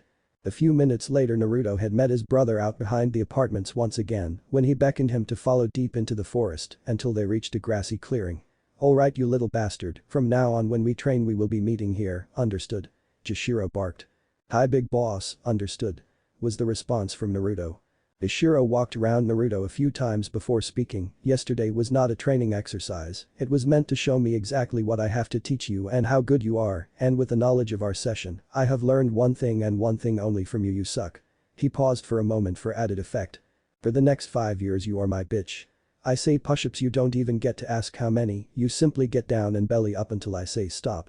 I say run, you don't say how far, you fucking run until I personally stop you. He said to a now frightened Naruto. I will make you do terrible things, I am going to scar your psyche, I am going to break you down to build you back up, by the time I'm done you will never complain about any conditions on any missions you may have. Stopping in front of Naruto he continued his rant, every morning before school we will be coming out here working on your technique in many different areas, and when I believe you are seasoned enough at something I do not want mistakes, for every mistake you will pay. If you miss a kata or a transition, you run a mile, if your kunai and shuriken miss your target from a pathetic range, you run a mile, if you break or lose my stuff when I teach you how to use weapons. I'll break my foot off in your ass and then you'll run 2 miles. He finished to a now shell-shocked Naruto. Any questions Naruto? No big boss. Good, now Naruto how would you like to learn something no one else can do? Yeah, I'd love to big boss. Well then, let me begin teaching you something about alchemy. And so this was how it would go. 5 AM Naruto and Jashiro would wake up, eat, and go train.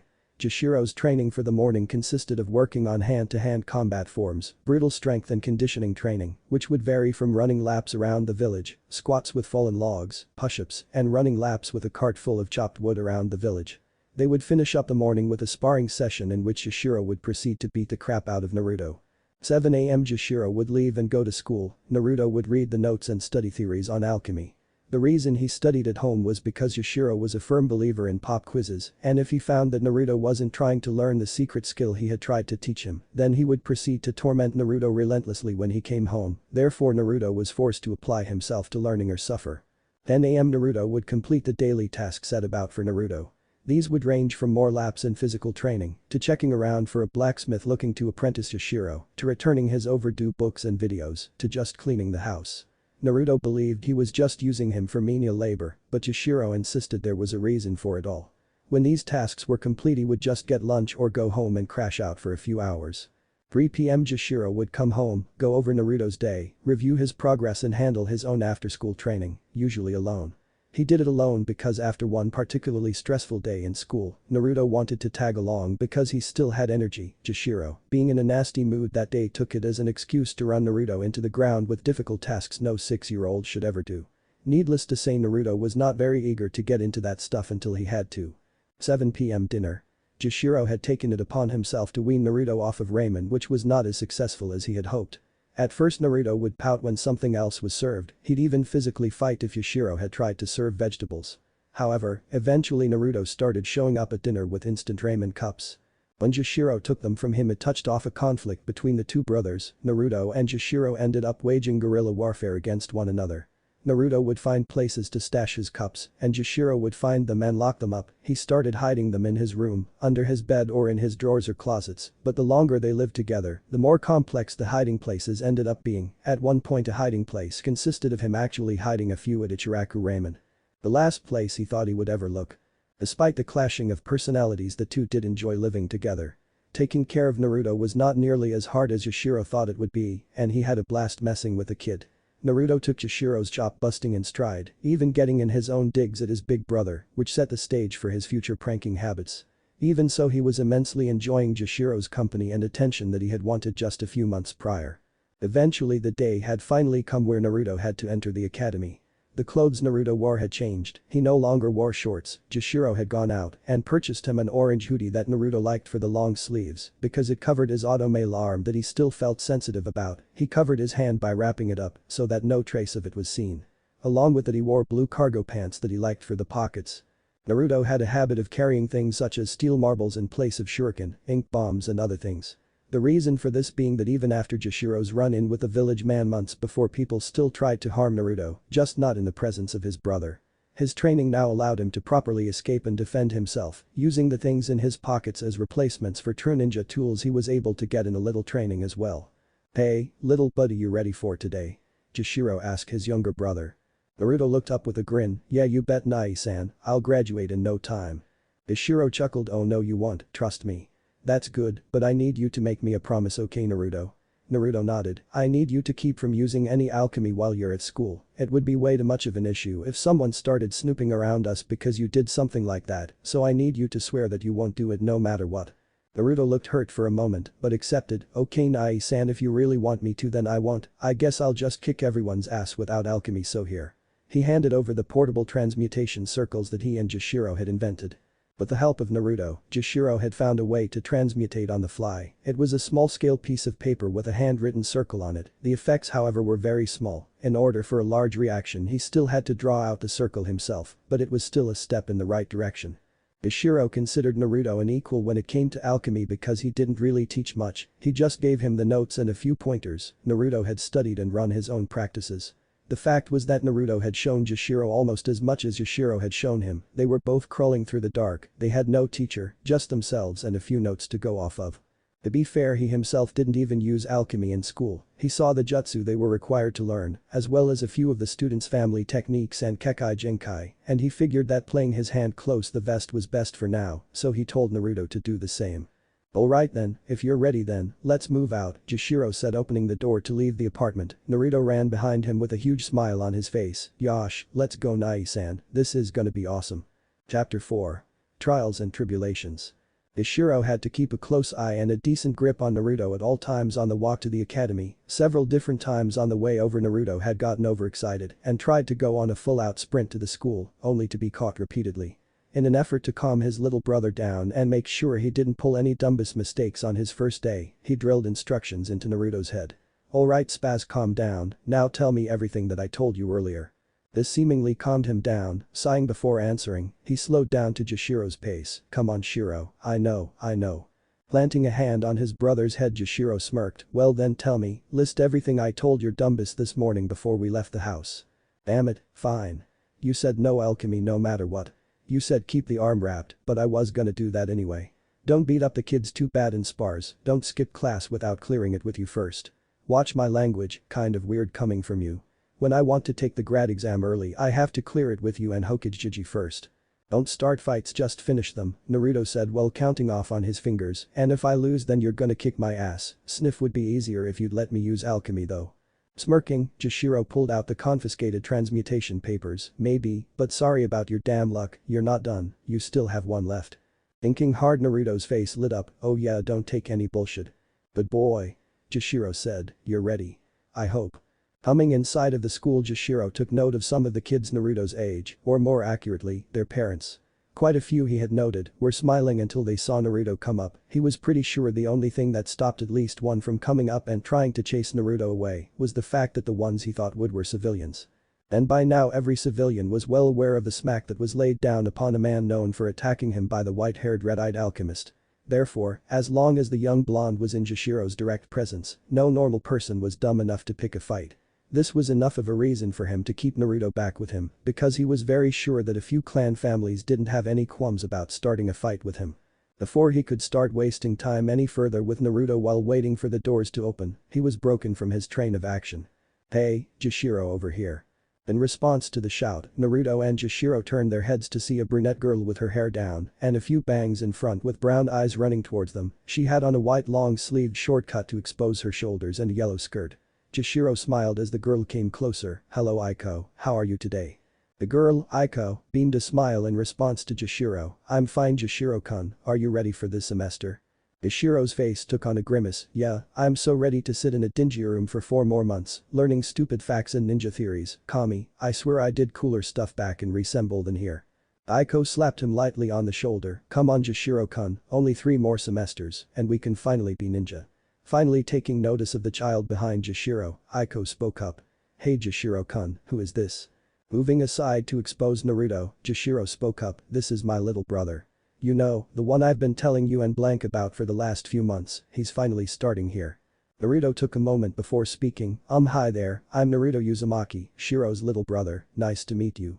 Aiko gave Naruto an appraising look. You're the brother he's been talking about. Naruto nodded. Jishiro-kun, he doesn't look like you, how can he be your Itato? Jishiro chuckled and ruffled his little brother's hair. Well, he damn sure might as well be, he's my brother and everything else but blood. Naruto felt empowered by his brother's words and got some braggadocio back. Yeah, this is my Nai-san, I don't care what anybody says, and anyway who are you, I've never seen you before, how do you know Big Boss? Ishiro and Aiko smirked at the nickname Naruto had given Jashiro before responding, "Well, I'm one of your brother's friends, Aiko Tanahashi." She paused to shake Naruto's hand before proceeding, "I know your brother because I'm in his class, I'm one of his only friends." Naruto looked confused, "Why? What's wrong, why don't people like Big Boss?" Ishiro palmed his forehead while Aiko smirked when another voice came out of nowhere, "It's because of what happened last semester when he just showed up out of the blue." Into their frame of vision they saw a kid with dark red hair standing a foot above his head, on his head he wore a visor. He had on a black tank top and blue jean shorts. Aiko and Jashiro looked happy to see him, blank, "Took you long enough to get here, you could have been late." Aiko said. "Sorry you guys, you know I don't believe in alarm clocks, they're evil." Blank said while walking over. Upon seeing Naruto he introduced himself, "Hey kid, I assume you're Jashiro's little brother Naruto. Well I am blank Nagami, one of Jashiro's friends, as well as the girl over there. And the reason is a very long story that we don't have time to tell, time to go." As he said that, the doors to the academy were open for students to enter. "Well I hope I see you later Naruto-kun, Jashiro don't be late, come on blank let's go." Aiko said while dragging blank away to class. Ishiro motioned for Naruto to follow him inside, "Come on brat, we better find your classroom." Naruto was slightly upset, "But big boss, I didn't meet anybody my own age." Ishiro flicked his ear making Naruto recoil, "What do you think you'll be doing when you first get to class? Come on kid, common sense, develop some." Naruto growled, "Fuck you Jashiro, I'm actually smart well I'm kind of smart okay, but I'm not totally dumb. I do know alchemy after all na." Ishiro just shook his head, "Yeah Tauto I guess that's true, here we are, room 210, good luck you little bastard, and remember."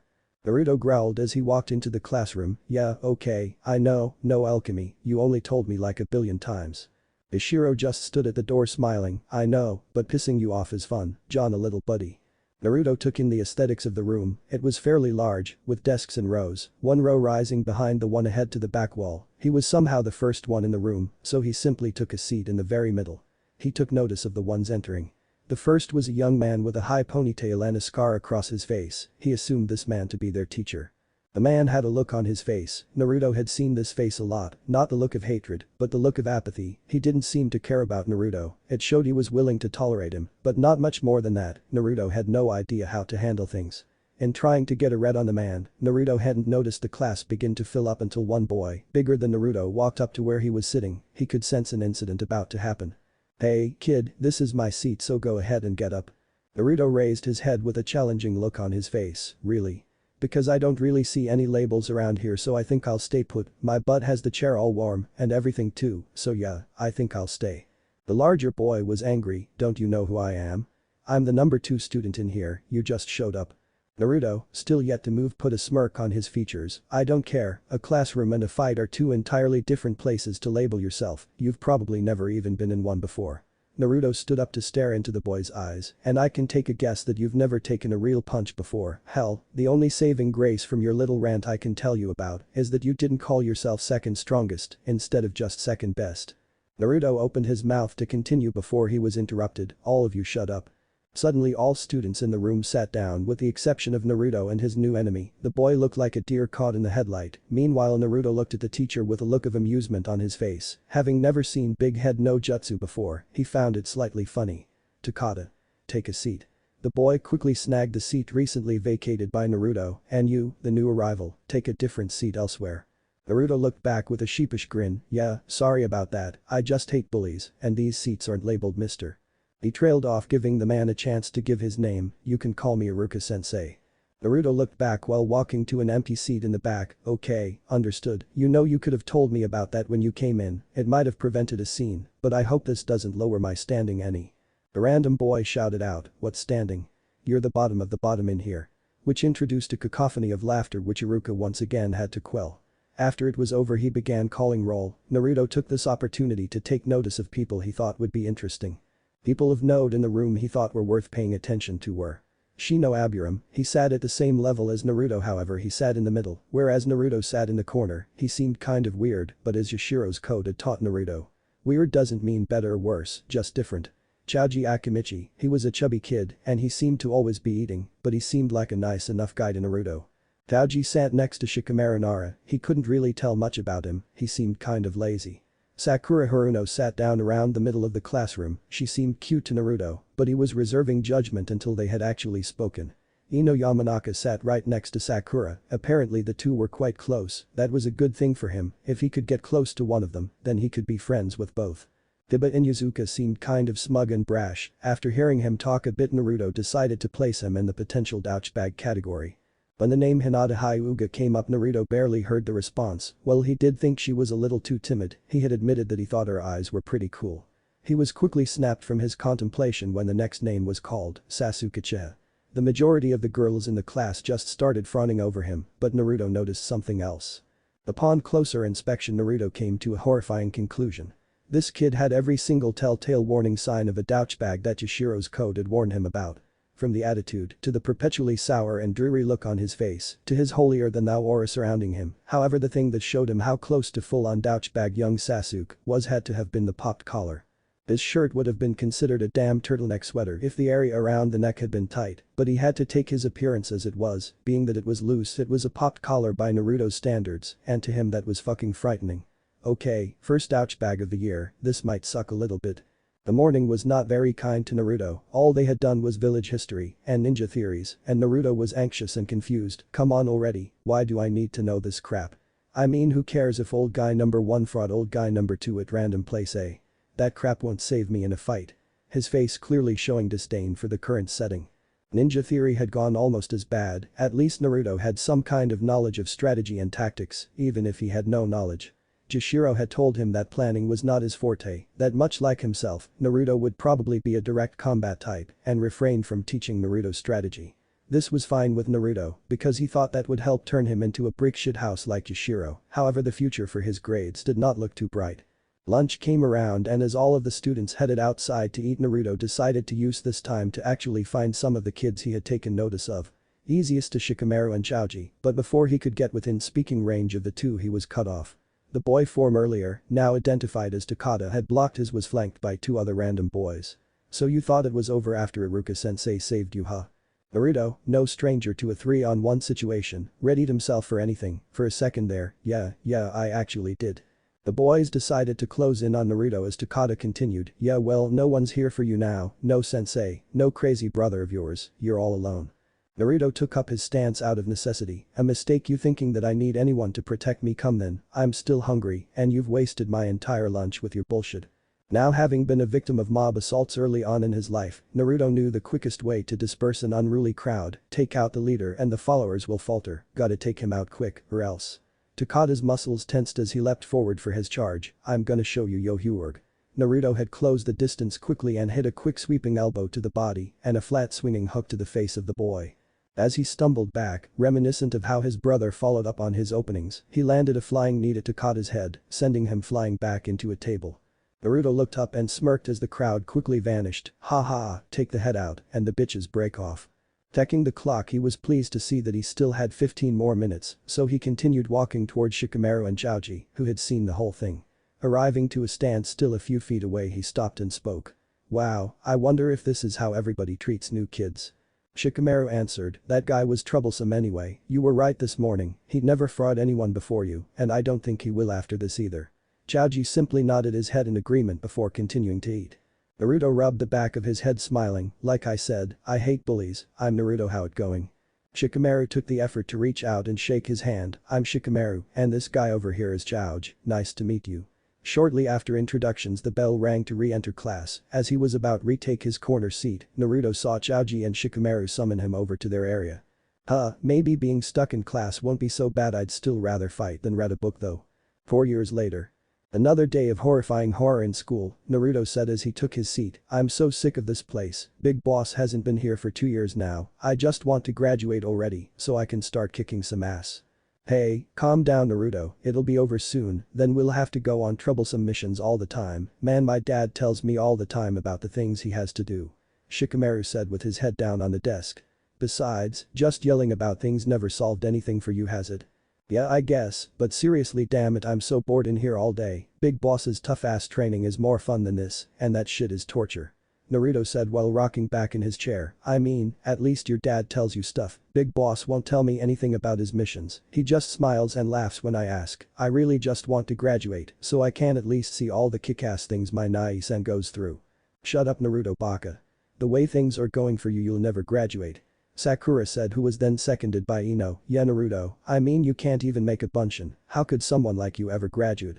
Naruto, not fazed by their insult, simply stayed seated. So because I can't make a bunshin, you all are counting me out of the running. As far as I'm concerned, Sakura-chan, for all of your book smarts, if either of you ever had to fight me, you'd lose because you can't fight and I'm a killer in orange clothing. Naruto had now taken to wearing an orange vest almost like his brother's olive one, except underneath it, he had a long blue shirt with his auto-mail arm still wrapped in combat wrap. Suspicion was drawn to his arm when during sparring sessions whenever he wanted to end a fight, he'd drop an arm technique with the right arm, he called it his miracle right. His cover story for keeping it wrapped was that it was an old nagging injury that had to be covered at all times. No one questioned it because the only people that really knew of his attack when he was 6 were the Sandaime Hokage, the Rockbells, the few doctors who had kept him from dying and were sworn to secrecy, and Jashiro himself. Just be quiet, Dobe, it's not just your bunshin, your Kawurimi and Henge aren't too hot either, I'd be shocked myself if you actually graduated. These words directed the attention of 92% of the female population in the classroom, straight to Sasuke Uchiha. Size of you're so cool Sasuke, I love you. Sasuke could be heard as the Uchiha spoke to Naruto, you're the dead last for a reason, you know, all of the academy jutsu are too much for you. Huh? Oh hey Sasuke, what's up? I wasn't really listening to you, I was thinking of exactly how I'm gonna bribe Big Boss into letting me have ramen tonight. Ignoring the distressed and angry cries of Sasuke's rabid fangirls, Naruto knew he did have a point. His entire time in school, he had problems using chakra. It wasn't until recently that the answer to his problem was discovered by Jashiro. Most ninja use two hands to form hand signs and mold chakra for jutsu, however a lack of a chakra network in Naruto's auto-mail arm hindered his ability to do so. In reality, the entire time he had been learning jutsu he had been doing so one-handed. This would continue to get worse as he would try to learn more difficult techniques. However, the problem was recently solved by Winry, who when told of Naruto's problem, worked on an arm of an entirely different model. In place of some of the metal's density and durability, she had somehow formed an artificial chakra network for Naruto's use. The expenses had been paid by Jashiro, who had been a genin for almost 3 years at that point. After his new arm was attached, he found Kawurimi and Henge much easier than he had prior to the replacement, however he still had problems with his bunshin, not even his brother could help with his problem. The final exam is in 1 week, I have to graduate, Big Boss will kick my ass if I fail. Due to his lack of chakra control and apathy towards bookwork, Naruto was the dead last in class. A major reason he had gotten so far to this point was because of his ability when it came to practical application. His routine brutal spars with Yashiro gave him a big leg up over students who had been coddled by the instructors, but the fact was that without Yashiro, Naruto would never spar. After the first few sparring sessions he almost never got to fight other students. Iruka, who had ignored Naruto at first, had been the only teacher who gave the boy any help, but having a class full of students kept him from helping too much. His stealth was fantastic due to intense tests against Yashiro and his friends Aiko and Blank, but in school these things were covered sparsely, so he couldn't show off very much. His accuracy with throwing weapons were pretty good, however at school his shuriken would bounce off of his targets. His terrible practice equipment always handed out by other instructors was never up to snuff. Regardless, he never told anyone about his treatment. As far as he was concerned he could handle his own problems, that and Jashiro would overreact and maybe blow up the school out of spite. Nevertheless, he had to figure out a way to get the clone jutsu down. Maybe Big Boss can give me some help, he always knew what to do before when I had trouble with my jutsu. He resolved to ask about it when he got home that day. Dear Naruto. What's up, Runt? I'm sorry, but I'm not going to be in town for a couple of weeks. My team finally got another C-ranked mission, so we're going to be gone for a while. I'm sorry little guy, but I'm probably going to miss your graduation exam, but it's okay, I know you'll give 'em hell kid, so I'll be sure to grill you about the details when we get back. Aiko says to keep your ass out of trouble and to communicate better, but I don't really know what she said because I wasn't paying attention. I've left you quite a bit of money to eat, I don't want you eating at Ichiraku's every damn day, but I can't stop you now, so have at it. Keep yourself safe and don't take any shit like I always tell you to, and adhere to the code. Later Naruto, I'll see you soon.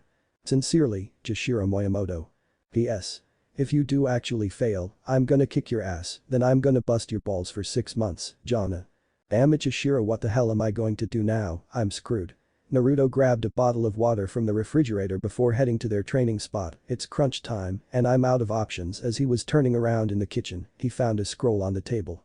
The note attached said, to my dumbest little brother, here's a new jutsu for your punk ass, enjoy and thank me later. Opening the scroll he found the jutsu. Fuetin. Tatapa, wind release. Great breakthrough.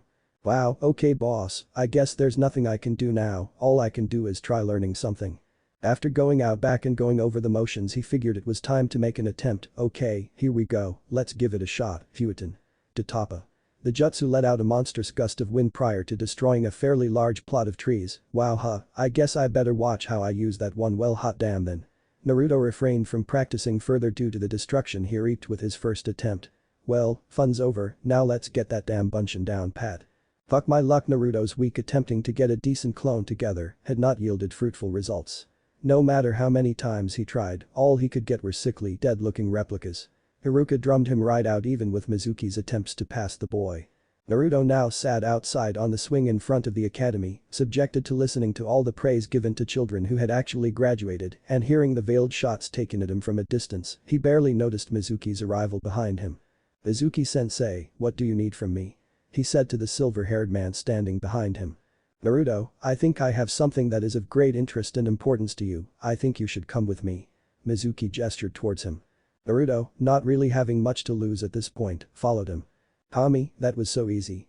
Naruto thought as he fled deep into the woods, that was a graduation exam. "I'd much rather have done that than make a freaking clone." Stopping at a shrine, he considered that far enough away to begin his task. "Alright then, let's see," Mizuki said. "I need to learn at least one jutsu from the scroll, now let's see what we've got here, damn it. A lot of these are different clone jutsu, of course they are, nothing is ever fucking easy, is it?" Finding the two he decided to attempt, he steeled his temper. "Alright, time to nut up or shut up, let's get that damn idiot." 3 hours later Naruto sat exhausted on the forest floor, scroll splayed across his lap. "Kami, what a workout, those jutsu are drainers."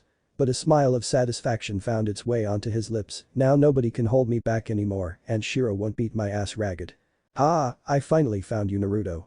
Naruto looked back to see Iruka Yamino with a perturbed look on his face. "What do you think you're doing, Naruto?" Naruto looked up from the ground at his sensei. "Wow sensei, you're good, I only had enough time to learn 2 jutsu from the scroll." Iruka looked at him in astonishment as he leapt to his feet. "But everything is alright now, because you can pass me now." Iruka still looked stunned. "Naruto, what are you?" Naruto cut him off. "That's how it works, isn't it, Iruka sensei? If you learn a jutsu from the scroll then you automatically graduate." His face turned from a look of shock to a look of suspicion. "Naruto, who was it who told you that?" Suddenly a barrage of kunai and shuriken came at both Iruka and Naruto, who dodged them. "Very good, Naruto, now give me the scroll." Iruka was finally able to put 2 and 2 together. "Don't do it, Naruto. Mizuki is deceiving you." Mizuki just started cackling. "Ha, I've been deceiving you? Naruto, have you ever wondered why people treat you so terribly, why they ignore you in the streets, or worse, attack you?" Naruto flashed back to the night he lost his arm and began shaking until Iruka yelled, "Mizuki, no. It's forbidden." Ignoring Iruka's pleas, Mizuki followed up, "Naruto, you are the 9-tailed fox." Naruto was shocked. How could he not have been? He was just told that he was the reincarnation of the demon that almost destroyed the village. Suddenly his entire life began making sense, the glares, the attacks, the nasty names such as demon and monster that he had always been subjected to, it all makes sense, even down to why I survived that night my arm was cut off. Was that what pulled me from behind the gate? I can only imagine Naruto, floored by the new events presented to him, never heard what came next. Naruto." Mizuki threw a Fuuma shuriken towards Naruto, looking to end his life. Still stunned, Naruto's legs could not move from his place as he fell to the ground trying to escape. His death never came, as Iruka saw fit to block Naruto's body with his own. "Iruka-sensei, why?"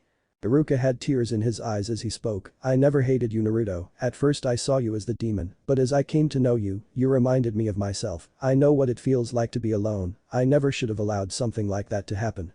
Mizuki still stood on his tree branch laughing. "Don't believe that trash, Naruto. Mizuki hated you like all the rest, his parents were killed by the Kyuubi, how could he care about you?" Iruka snapped, "That's a lie, Mizuki." Iruka threw the Fuuma shuriken back out of rage, but as he turned he saw Naruto running into the forest. "Naruto!" he yelled as he and Mizuki gave chase into the woods after the blonde. Everything he said, about caring, about how he believed in me, it was a lie. Naruto thought to himself as he fled, "Iruka thinks I'm a demon, what about Big Boss, does he know, what would he say?" Thinking on this, he stopped running as he heard familiar voices. "How do you know what he would do, Mizuki?" Mizuki grinned insanely, "Because he's like me, Naruto will take the power of the hidden scroll and use it to burn Konoha to the ground. He will take vengeance on every single person who wronged him, because that's what demons do." Iruka smirked, "You're right, Mizuki, that is what demons do." Naruto felt his heart sink at hearing those words, so that really is how he feels after all. Naruto thought as he stood up to flee further before more words halted him, but he's not a demon, he's Naruto Uzumaki, a ninja of Konoha. He works hard and never gives up, sure he messes up and people jump all over him, but he is strong and he has more character than that. Naruto was almost brought to tears, he really does believe in me after all. He was broken from his musings by the sight of Mizuki rushing in to finish off Iruka. Naruto leapt from his hiding place to hit Mizuki with a flying knee, sending him flying backwards. If you ever lay a hand on my sensei I'll kill you. Mizuki stood up enraged, you think you can beat me? I'll destroy you in one move.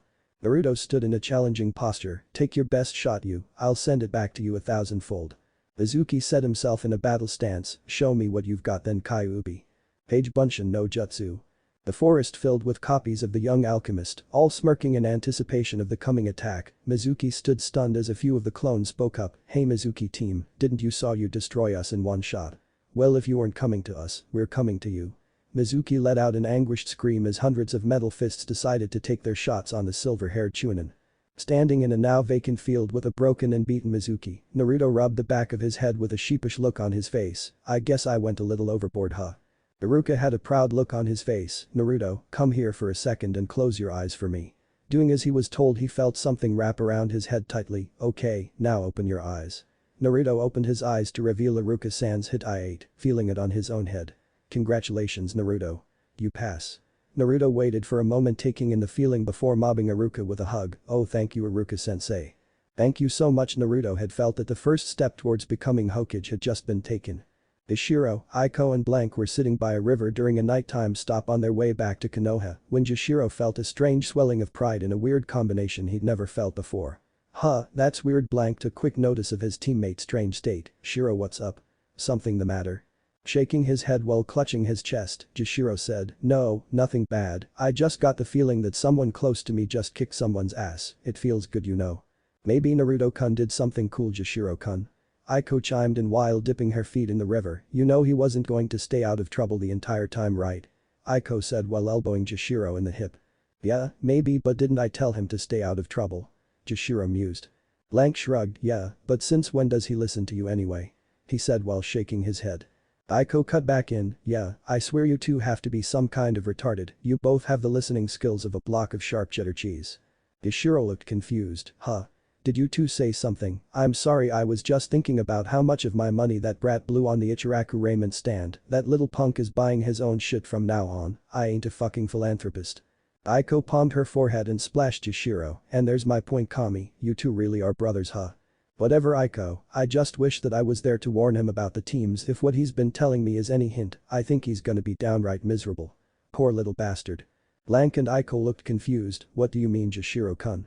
Ishiro stood up to walk back to camp, what I mean is that he's the dead last, and they balance out the teams, if you pay attention to when we go pick him up, you can guess what I mean. Watching their red-eyed teammate walk away the two confused kids took on a look as if their understanding just dawned, oh man, that poor kid, he's gonna be miserable on his team. Blank said. Aiko nodded in agreement, all that Naruto-kun can hope for is that he gets promoted to Chunin quickly, Kami forbid he end up a genin as long as us, at least we like each other, I think he might end up killing his team. The two shrugged carelessly before Blank spoke, oh well, the worst thing that can happen would be that he does actually kick their asses, I just hope I'm there to see it. Come on Aiko, let's go to bed. Chapter 5.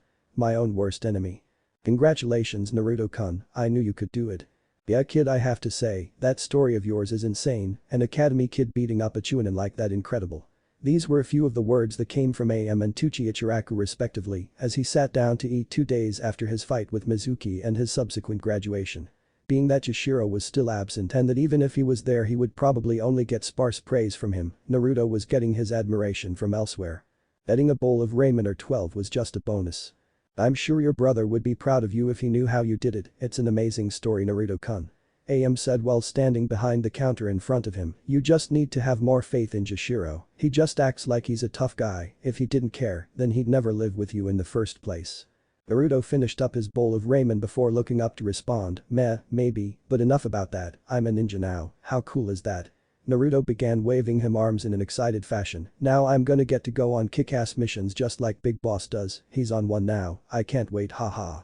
Well just make sure you keep coming around here kid, you're my best customer, I might be able to retire off of you one of these days.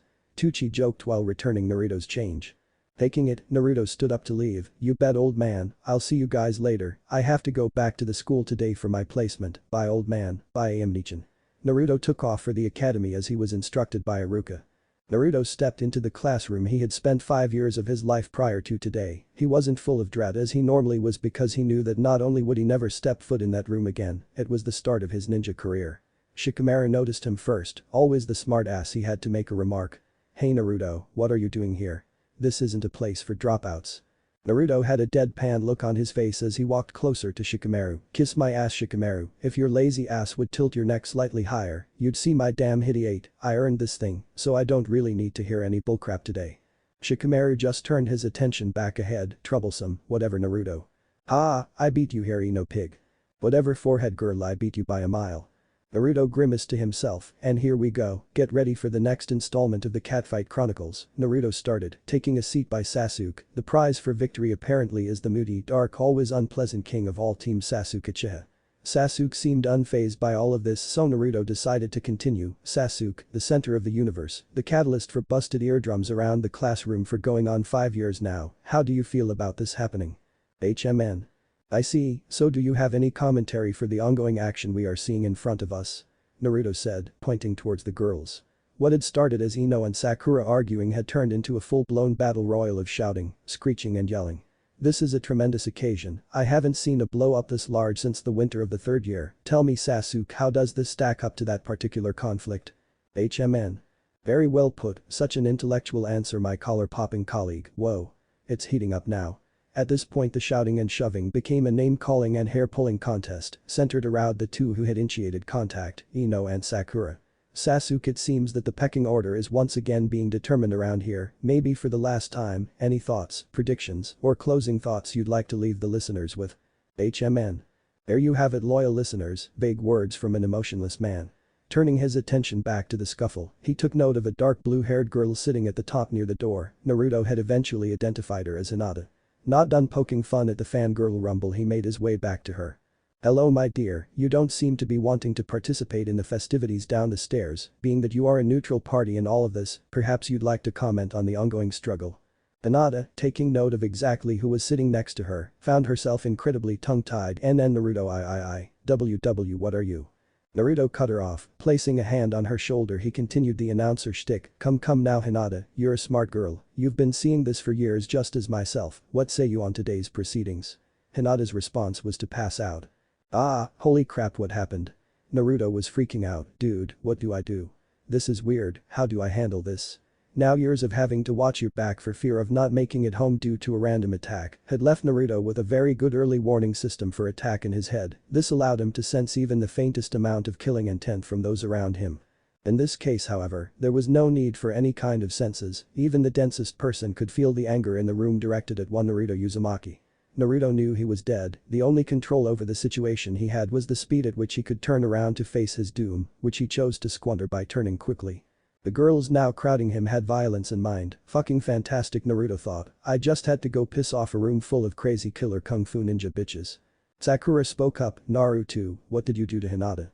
Naruto, being unable to explain because he seriously didn't know, did the only thing he could to save his ass. Okay, you each get one shot each and not in the face.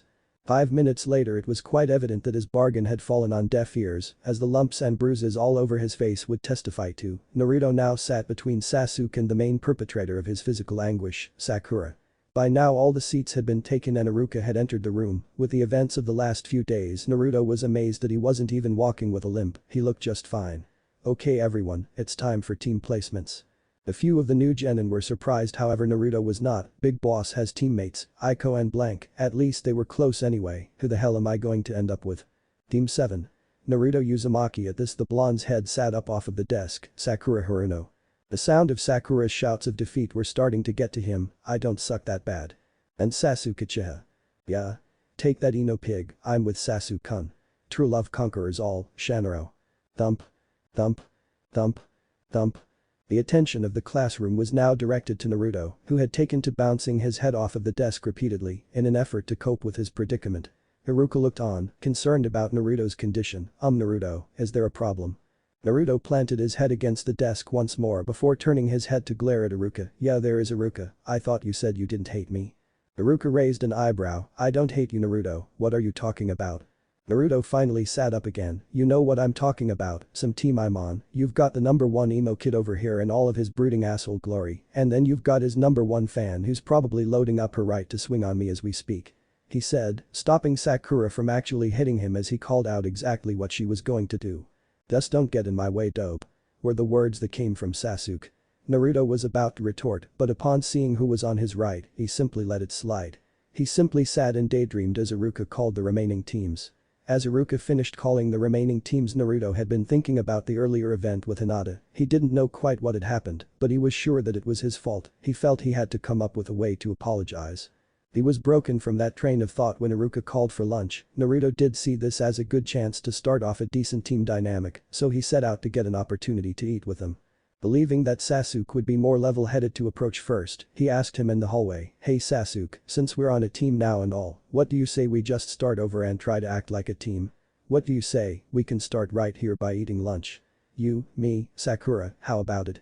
Sasuke simply gave him a look. I don't need a team, as far as I'm concerned you're in the way, why would I want to be on a team with a dope like you? Sakura quickly followed with her sparkling input, yeah, Sasuke-kun's right, I don't even know how you graduated, you'll just be in the way. Naruto slapped his hand to head and turned to leave. I'm gonna kill Iruka, I'm gonna kill him. Heading back into the classroom he had just left, he not only saw Iruka, but came across Hinata, Kiba, and Shino, teammate. Giving a two-fingered salute to the team in their desks, he stomped over to Iruka with a scowl on his face. Iruka, this is not good. Iruka looked up from his own desk at a very displeased Naruto. Naruto, what do you need, what's wrong?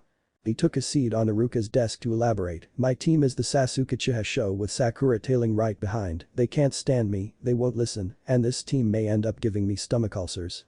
There has to be something you can do about it, why am I on this team anyway? Iruka gave him an apologetic look. Sorry Naruto, the teams are set and they were balanced out for an equal distribution of skill. Naruto took on a darkened look, so what you're telling me is that someone wanted the Rookie of the Year and the top Kunoichi in class, but they needed someone else from the list to make it seem like he didn't have an overpowered team. He said, getting closer and closer to Iruka, so hey. Why not throw the dead last into that mix, he won't live long, why not? Train 1 or 2 and let the dope die, am I right? He was yelling at Iruka now, who tried calming him down. Naruto, settled down, it's okay, that's not true. Naruto put his hands up to stop Iruka from speaking. He took a few moments to take a few breaths and calm down. You're right Iruka-sensei, it is okay, I mean nothing has been easy for me this far, hell nothing has even been conventional or fair, so why did I think I'd get a fair shake now? He said with a straight face. It's okay though, I've dealt with this bullshit before, it's nothing new, but mark my words, I'm gonna be the ninja that I always knew that I would be because there's no one who can stop me. He left it at that as he walked up the stairs to sit near teammate. Kiba spoke first. Naruto, what the hell was that? Naruto sat down a row beneath them and sighed. Pent-up rage Kiba, pent-up rage, all it was. Shino and Kiba looked at one another before Shino spoke up this time. Naruto, what exactly is the problem?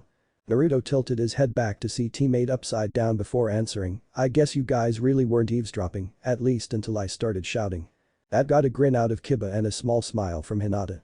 Naruto continued, my team is shit, they're gonna get me killed because we've got a douchebag and his head cheerleader, and then we've got myself. I might just be the sanest person on my team, and that's a bad fucking thing if you haven't noticed. Hinata tried to console the boy, Ayano, and Naruto-kun, your sensei WW wouldn't let anything bad happen, alright. Naruto smiled at the girl in thanks, forcing her to blush. Leaning further back in his seat he explained his reasoning. I'm not so sure you guys, they put me on an overloaded team, that's not balance. This person is just banking on the fact that I suck so much that anyone who looks closely at our team can't say he has a super strong squad. No one on teammate knew quite how to react, so Naruto spoke again while standing to move to his actual seat. The way I see it, I'm cannon fodder for an enemy in battle, the first guy in and the last guy out. The advanced infantry. But because we aren't at war, then I assume that I am meant to be a weak rival for Sasuke to gauge his growth by, and that this person saw my marks in the academy and assumed that the dead last would be perfect for it. But I've always said that your grades in school mean nothing on the battlefield, I'll make them all see that. Naruto took his seat just as the class began to refill. After the class had refilled, most of the teams had been quickly picked up by their Jounin squad leaders. Team 8 had been picked up by Kurina Yuhi, an attractive dark-haired lady with red eyes that reminded Naruto vaguely of Yashiro. Team 10 had been grabbed by a man with a beard who smelled of cigarettes. His face seemed familiar to Naruto, and he had to smile in understanding after he revealed his name to be Asuma Sarutobi, the son of Naruto's favorite old man. However, all of these things happened over 3 hours ago, and so here sat Team 7. Naruto had long since moved to the corner once populated by Team 8 and was stewing in his own frustration. This guy really isn't giving me any good reasons not to put him on my shit list. It's been 3 fucking hours, my ass is asleep. Looking around the room, he saw Sasuke still sitting, elbow against a desk, mouth covered by his hands. Sakura was seated right next to him, again trying to pull a date from Sasuke. Upon listening, Naruto had actually heard a few lines from their stimulating conversation. Sasuke-kun, it's so great that we're on a team together, isn't it? HMN. So who do you think our sensei will be? Do you know what he'll have us do? HMN. Hey Sasuke-kun, after this what do you say we go out to eat? I know of this place with great sushi, what do you say? HMN. Riveting dialogue. No. Naruto had long since had enough of the monotony and decided to spice things up a bit. Grabbing an eraser, he wedged it between the door and the doorframe so that the next person to open the door would have it fall on them. What do you think you're doing, you baka? Sakura yelled down the stairs, you shouldn't do things like that, Naruto. Naruto looked back with a sour expression on his face. We've been sitting here for 3.5 goddamned hours. I am ridiculously bored, and this is the least this guy deserves for this crap. Naruto walked back towards his seat when Sasuke spoke. Dope, this is a jounin, he'd never fall for a childish prank like that. Sakura nodded in agreement. Sasuke-kun's right, Naruto, you'll just get into trouble. Naruto just shrugged, whatever happens happens, I'm not afraid of any mortal man, woman, or beast. Sasuke scoffed, whatever, dope. Naruto finally took offense to this and walked over to where Sasuke and Sakura were seated. Tell me, Sasuke team. Sakura was about to yell at him, but he lifted his hand, telling her to be quiet. How close to death have you ever come? Sakura and Sasuke looked at him in disbelief as he continued, because the way I see it, after you almost die, then anything less than the threat of guaranteed death will be enough to rattle you ever again.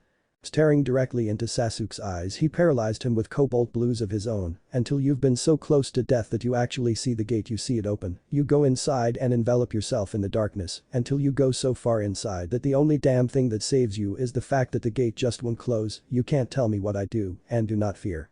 Ignoring the looks from his 2 teammates, he closed his eyes before finishing his rant. And what I fear is nothing tangible, nothing that I can see, can feel, can fight back against.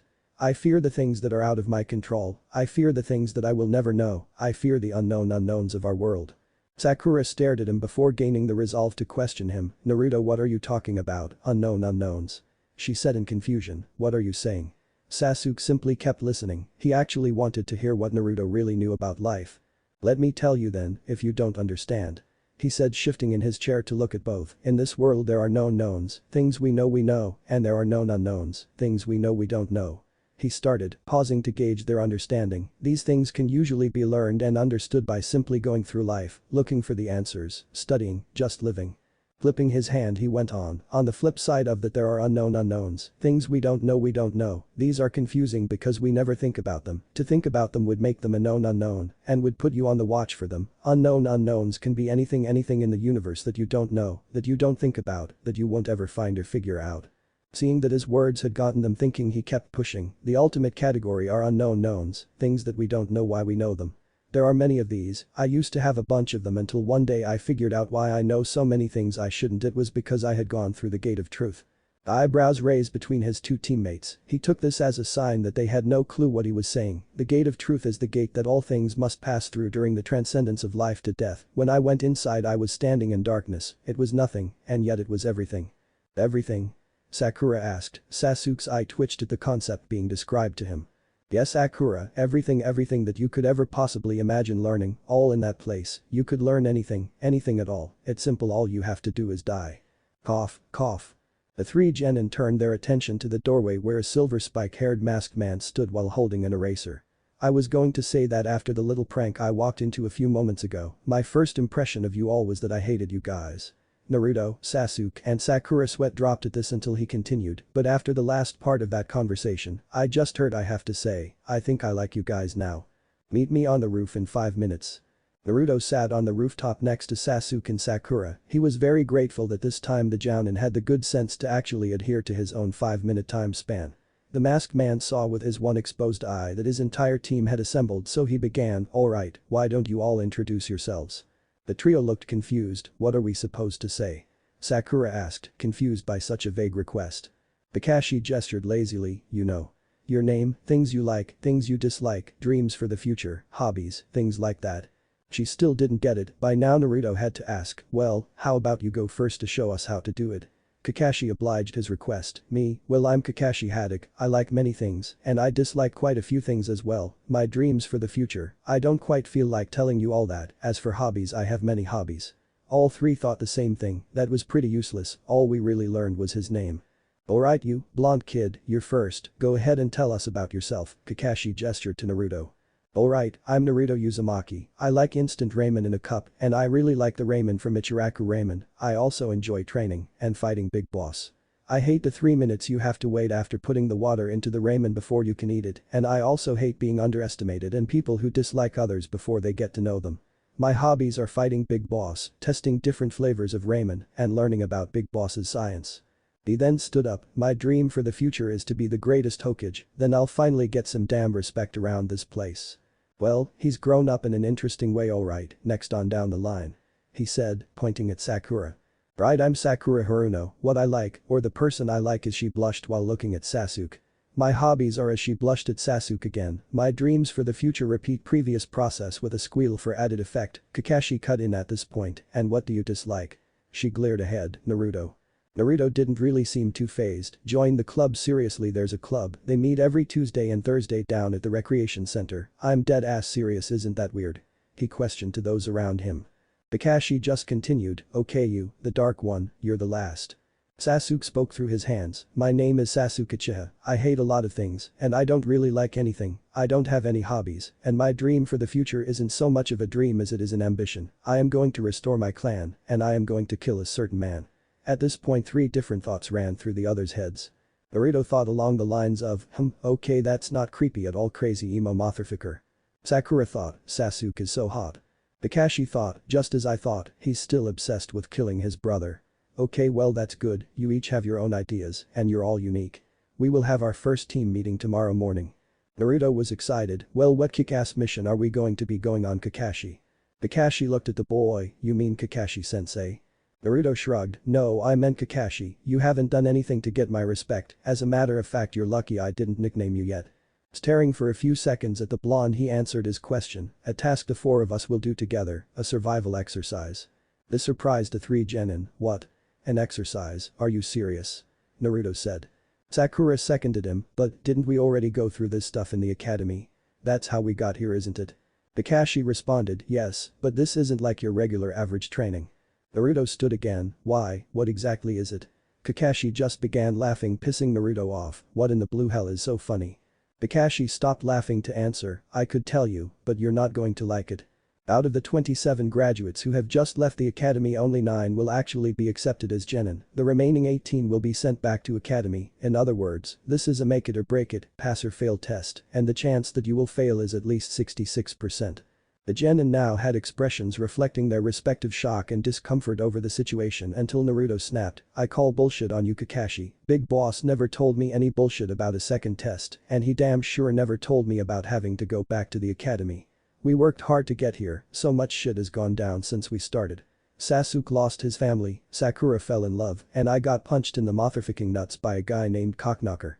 What the hell is the reason for a graduation exam anyway? That was just to select candidates who might be genin or not. This is how it is, I decide whether or not you go back to the academy, be at the designated spot tomorrow at 5 AM, and bring your ninja gear. Fucking Kakashi, you better hope I do fail, because your ass is mine later." Naruto thought. "I can't be separated from Sasuke, this is a trial of love," thought Sakura. "Alright, that's it. You're dismissed. Oh, one more thing, don't eat breakfast tomorrow, or you'll puke." Ignoring the looks on his students' faces, he shunshined away. Naruto broke the respective silence between the team, "Well, that sucks, anyone want to try and figure out what's going on?" Seeing Sakura still focusing on trying to get a date with Sasuke and seeing Sasuke just not care forced Naruto to sigh, "Didn't think so," he said before heading back down the stairs to head home. Kakashi won't know what hit him tomorrow, time to cut loose. Naruto arrived at the training ground around 5 a.m. to see Sasuke and Sakura already waiting, being cordial, he greeted his 2P allies, Sakura-chan, Sasuke, good morning. HMN. Yawn good morning Naruto. After standing in silence for a second Sakura decided to engage in conversation, so what do you think Kakashi-sensei's test will be? I hope it's not too hard. HMN. I don't really care, as long as I get to make some boot-to-ass contact with Kakashi's conniving ass I'm good. I was talking to Sasuke-kun Naruto. Naruto raised his own voice, Kami, bipolar much? And he answered you, he said HMN take that as you were right Sasuke. HMN. You're a well of communication tactics team, don't go changing damn this is boring. 4 hours later. Hello everyone, how are you this morning? Kakashi waved while smiling, not paying attention to the 3 killing intents forcing themselves on him. You're late. Sakura and Naruto shouted, Kakashi, you'd better have a damn good reason for being 4 fucking hours late. Kakashi just shrugged, sorry I got lost on the road of life. Naruto glared at him, well next time bring a damn map. Alright kids gather around, as the kids walked closer he went on, today's test will be to take these 2 bells from me. You have until noon to each get a bell, or else you will be tied to that stump and forced to watch the rest of us eat our lunch. He heard 2 stomachs growl and turned towards Naruto, Naruto, I thought I said not to eat breakfast this morning. Naruto smiled sheepishly while Sasuke and Sakura glared at him, yeah about that I forgot, my bad guys, but what were you saying Kakashi? Kakashi continued explaining the test, anyway, you can use any means you deem fit to obtain a bell, remember to come at me with the intent to kill. Sakura was concerned by this, are you sure about that Kakashi-sensei? We don't want to hurt you. Naruto snorted in disagreement, you don't want to hurt him, but I do, making me wait for a combined 7+ hours over the last 2 days, do you know how much shit I could have done with 7 hours? A lot of stuff. Kakashi seemed unconcerned, big talkers are usually the weakest ones. Class clowns, dead lasts, failures. Naruto picked his ear waiting for Kakashi to finish, you done? Because I've heard the same shit for years let's fight. Sakura took notice of something, but sensei, there are only 2 bells, that means that one person won't get one. Kakashi smiled at the girl, very good Sakura, yes this test is designed so that at least one of you are guaranteed to fail and go back to the academy. I did say after all that there was a 66% chance of failure, you have 3 hours to get a bell ready. The 3 young ninja had stone hard looks on their faces, very well begin. Kakashi shouted as the 3 jumped away. After a few moments he found that he could barely sense them, well at least they know how to hide properly. He heard a shout coming from none other than Naruto, Kakashi. The one-eyed Jounin turned his head to find Naruto standing right next to him, you know you're a little weird compared to the others. Naruto shrugged, weird doesn't mean better or worse, it just means different, so can I have a bell? Kakashi's visible eyebrow raised, nope, but nice try though, I don't think I've ever gotten that one before. Naruto set himself in his Haim Muay Thai stance, alright, but just remember, I tried to do this without all of the violence. Kakashi reached into his weapons pouch and pulled out a little orange book, confusing Naruto, what are you doing with that book? Kakashi scoffed, isn't it obvious, I'm reading to see what happens in the story, don't worry about it, you're so weak I probably won't even need to stop reading. This caused Naruto to smile, this is awesome, I love being underestimated. Naruto ran towards Kakashi, lesson 1. Taijutsu, the physical art Naruto started throwing wide looping punches and kick and Kakashi just dodged every attack, Naruto came close with a high jumping knee, but he just got swatted away. Continuing the fight, Naruto switched to capoeira-style dancing low kicks and sweeps, none of which made contact with Kakashi. Damn it, he's way faster than Big Boss, I have no choice, I have to use it, I just need an opening. Naruto threw a high looping roundhouse kick that utterly dodged by Kakashi who was now behind him. You shouldn't let your opponent get behind you all the time, Kakashi said in a crouch with his hands in the tiger seal. Naruto look out, he's going to kill you. Too late, Konoha's secret taijutsu. Senengarashi, 1000 years of death. Kakashi then shoved his fingers held in the seal into a very unpleasant place on Naruto launching him in the air, Naruto screamed and cursed at Kakashi the entire flight. Damn you Kakashi, damn you. You bastard. Naruto then landed in the river separating the training fields. That really did nothing to remedy the respect thing I told him about yesterday he thought while climbing out of the water. Naruto had stayed submerged longer than he probably should have, leading Kakashi to walk towards the water to check. Sasuke took this time to launch his barrage of weapons at the white-haired man who used Kawarimi and began to engage Sasuke in battle. As Naruto climbed back to his feet he saw Sasuke and Kakashi engaging in taijutsu, with Kakashi dominating thoroughly, as evidenced by his planting of a fist into Sasuke's stomach. Eventually Kakashi tired of fighting him sometime after the Uchiha launched a fireball at him. Pulling him underground up to his head, Kakashi turned to presumably hunt for Sakura. Naruto took this as a sign to jump back into the fight, forget about me you masked child molester. That brash statement made Kakashi recoil quite a bit, child molester. Who am I, Orochimaru? That small opening was all Naruto needed to gather the nerve to test his new theory. Okay, here we go, I'm either gonna look like a stud or totally dumb right here. Clapping his hands together, he slammed them on the ground, causing a small flash of light. Kakashi never saw it coming. The ground jutted out right in front of Kakashi, slamming into the man. Unable to make a substitution, he had no choice but to be thrown 25 feet backwards. Naruto was beaming, yeah, surprised. Me too. Sasuke just looked at him in amazement as he continued talking, nice. I did not think that would work. Who needs Doton Jutsu when I can do that shit? Sasuke was still down when he snapped out of his trance to the side of Naruto, walking over to him. Dobe, how did you do that? Naruto walked up next to him. It's a secret, Big Boss would kick my ass if I revealed too much. All you need to know is that it's called alchemy, and only 2 people in this village can do it. Naruto looked over to where Kakashi had fallen only to see nothing. Damn it, nothing is ever easy. He looked down and had an idea. Hey Sasuke, how about we team up and fight him? Sasuke looked offended. I don't need your help, I can beat him without you. Naruto narrowed his eyes. Yeah, because you've done such a bang-up job so far. Listen up. He crouched down closer to Sasuke's level. Either I get you out now and we go look for Sakura and kick Kakashi's ass 3-on-1, or I leave you here and keep fighting solo, because without you, I'll never be able to convince her to team up with me, so how about it? Sasuke thought about it for a moment. What will we do when we get the bells? Naruto shrugged. I don't know, I guess we can all fight over them later, but if we don't team up we'll never get them. Sasuke finally relented. Okay fine, let's go, dig me out. Naruto chuckled. Dig? Didn't you just see what I did a minute ago? He clapped his hands together for another transmutation and placed them on the ground, shifting earth out of the way, freeing Sasuke. Let's go find Sakura, we don't have much time left. The duo found Sakura a minute or two later unconscious on the ground, shaking her awake. She was surprised to find the two together. Sasuke-kun, you're okay. But what are you doing here with Naruto? Naruto nudged Sasuke to speak, knowing he'd get through to her. Sakura, Naruto has a plan to beat Kakashi, but we'll need your help, just the 2 of us won't work. Sakura looked on in disbelief. Naruto. Bottom of the class, Naruto came up with a plan. Naruto took offense to that. Yes Sakura, yes, I hate schoolwork, but I am damn good at battlefield tactics, so are you in? She thought about it before Sasuke spoke up. You could always go fight Kakashi alone if you aren't. Sakura grimaced. Okay, I'm in, now what do we do? Kakashi had been waiting by the posts ever since he had caught Sakura and Narakumi no Jutsu, hell viewing technique, chuckling at the memory. I thought she was a Genjutsu type, oh well. All of a sudden shuriken flew from the forest to his right. As he dodged it, he saw it coming from the back. Dodging again, he realized it was coming from all around him. Rushing in the direction of a barrage, he found Naruto hidden in the foliage. As he tried to retreat, Kakashi grabbed him by the front of his shirt, bringing him to eye level. That was a decent trap you set, Naruto. Unfortunately I dodged all of your attacks. Kakashi smiled at the boy, who in turn had a smile of his own. You'd think so, wouldn't you? Just as Kakashi was about to ask what he meant, he heard Naruto say one word that made his eye widen. Boom. Kakashi barely escaped the explosion with a kawarimi. What's with this kid? He can manipulate earth without hand signs, and he can make Kage Bunshin exploding Kage Bunshin. But that the forest seemingly emptied out, Naruto's Bunshin filled the field with devilish smirks on their faces as one cried, attack. And that's when all hell broke loose. Clones charged Kakashi at all angles. After destroying a few and escaping the resulting explosions, he remembered that they were exploding Bunshin and tried to retreat to the woods and regroup. As he neared the tree line, a tripwire sent a barrage of kunai at him. Pain. Gakakyu no Jutsu, fire style. Great fireball release.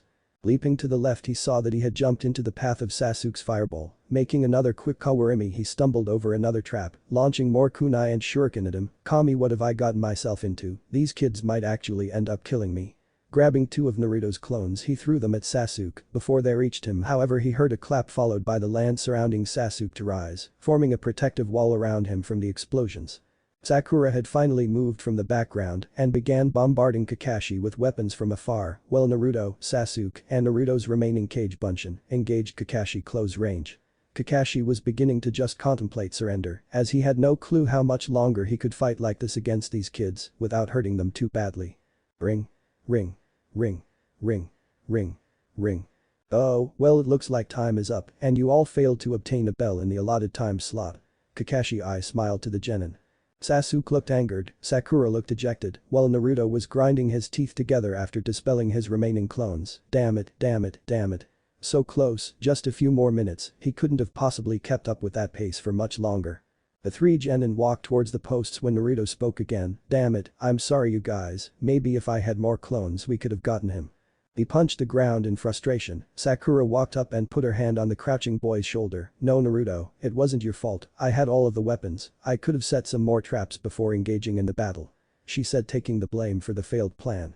Sasuke then walked over. No, I could have used way more fireballs against him, I was your support, I was on the attack far less frequently than you, I wasn't as much of a factor as I should have been. Kakashi saw the three teammates taking the blame for one another, but he still had one test left to give them. Actually you all did so well that I will allow two of you to pass now, the only issue is which two should it be. He watched the genin look at one another nervously before once again Naruto was the first to speak. Let Sasuke and Sakura pass. It was my shoddy plan that led to all of us using so much time to set up the traps and get into position. We could have done something that took less time, and besides, I'm used to adversity like this, it's just a setback. I've been screwed over by life far worse than this. He said while clutching his right arm. No, Naruto, Sakura blurted out, I should go back, you were the one who actually came up with a plan, and you and Sasuke were the ones handling all of the heavy fighting, I was just your long-range support.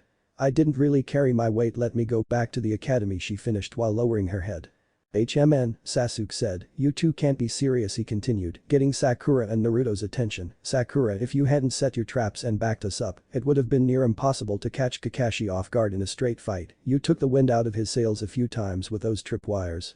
She brightened up. Naruto, if you hadn't tried to pull us all together back there we would have just kept fighting him one-on-one, and we wouldn't have gotten a bell anyway, not to mention that weird power of yours caught Kakashi slipping a few times, besides, I'm an Uchiha, one more semester in the academy wouldn't hurt me too bad. All three genin smiled at each other when Kakashi spoke up, none of that will be necessary, because you all pass. What? The kids all yelled at Kakashi before he explained, yes, this entire scenario was a test of teamwork, how well you could work with one another under less than desirable conditions, such as an enemy pitting you against one another, and I have to say, after the rocky start you all pulled together magnificently. His praise gave all of the genin smiles. I mean, that plan was brutal, a few more minutes of that, and I think would have just quit to save my own skin. Naruto rubbed his nose in modesty. Come here, I need to show you this stone. It was then that the kids noticed the large marble slab in close proximity to the posts. Naruto decided to comment, wow, that was here the entire time. I'm glad we didn't blow it up during the fight. Kakashi smiled at the boy. I am too, Naruto, he said before turning serious. This stone has the names of countless Konoha shinobi inscribed upon it, they are heroes of this village. Naruto cut in again, wow really, I want to be on this rock one day, that's cool.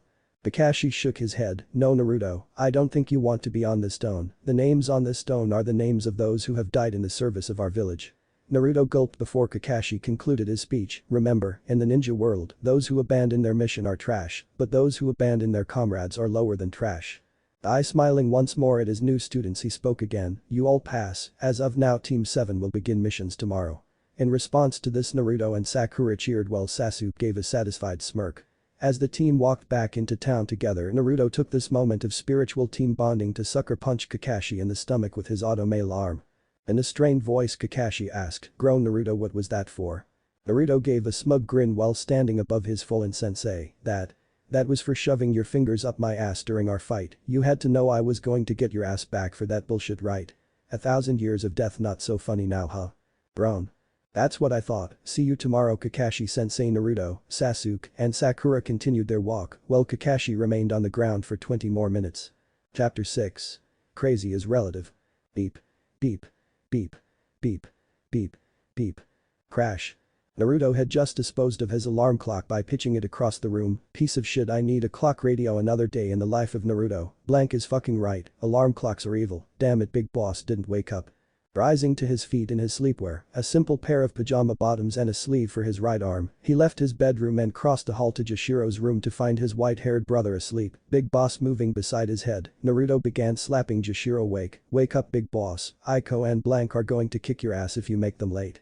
Jashiro shoved Naruto away and rolled over, ugh, fuck off brat, being late is my business, not yours, go beat off. Raising his fist to start an early morning brawl with Yashiro, Naruto was broken from his train of action by a knock at the door. Moving to the living room to open the door he was greeted by his brother's teammates, Blank and Aiko. Hello guys, what's up? He asked while standing in the doorway. Aiko smiled and ruffled Naruto's hair. "We need Jishiro-kun. Mikhail-sensei sent us to get him today because he's always late. Could you get him for us, Naruto-kun?" Naruto looked at the two teens in the doorway before turning to go get Jishiro. "Lazy asshole," he said under his breath. "Yeah, Aiko-chan, I can get him." Heading back into Jishiro's room, he found him still asleep. Time for the big guns. Shutting the door, he got right next to Jishiro. Cupping his hands around his mouth, he whispered, "Oh, kami, big boss. Aiko-chan said she's taking a shower in our bathroom." Jishiro shooed up with a drop of blood coming from his nose. "Aiko's what now?" he said while looking around stupidly. Naruto's attention was elsewhere. "Big boss, what the fuck? Were you having a wet dream about Aiko-chan?" he shouted accusingly. Jishiro looked down in confusion to see a wet spot on his boxers. "What? No kid. I don't dig Aiko like that. And stop shouting that shit, we live in an apartment, you know," he said, pulling Naruto into a headlock. Naruto, straining to speak, was still accusing. "I call bullshit on you, big boss. How could you think about Aiko-chan like that? She's so nice to us." Jishiro added pressure while ramming Naruto's head into the closet door. "Shut the fuck up." Ramming his head with each word. "I wasn't dreaming about Aiko, and even if I was, so what? She's hot." "I'm glad you approve of me, Jishiro-kun." The brothers turned to see a very displeased Aiko standing in the doorway with a mirthful blank in tow. Jishiro tried opening his mouth to defend himself but was cut off. "I don't want to hear it, Jishiro-kun. Just wash up and get dressed so we can leave already." She then returned to the living room. Blank then spoke, holding back the laughter. "Oh man, if every morning is gonna be like this, then I think I'll be fine with picking your ass up every day. Well done guys, that was fucking classic." Jishiro slapped Naruto in the back of the head. "Oh, big boss, what was that for?"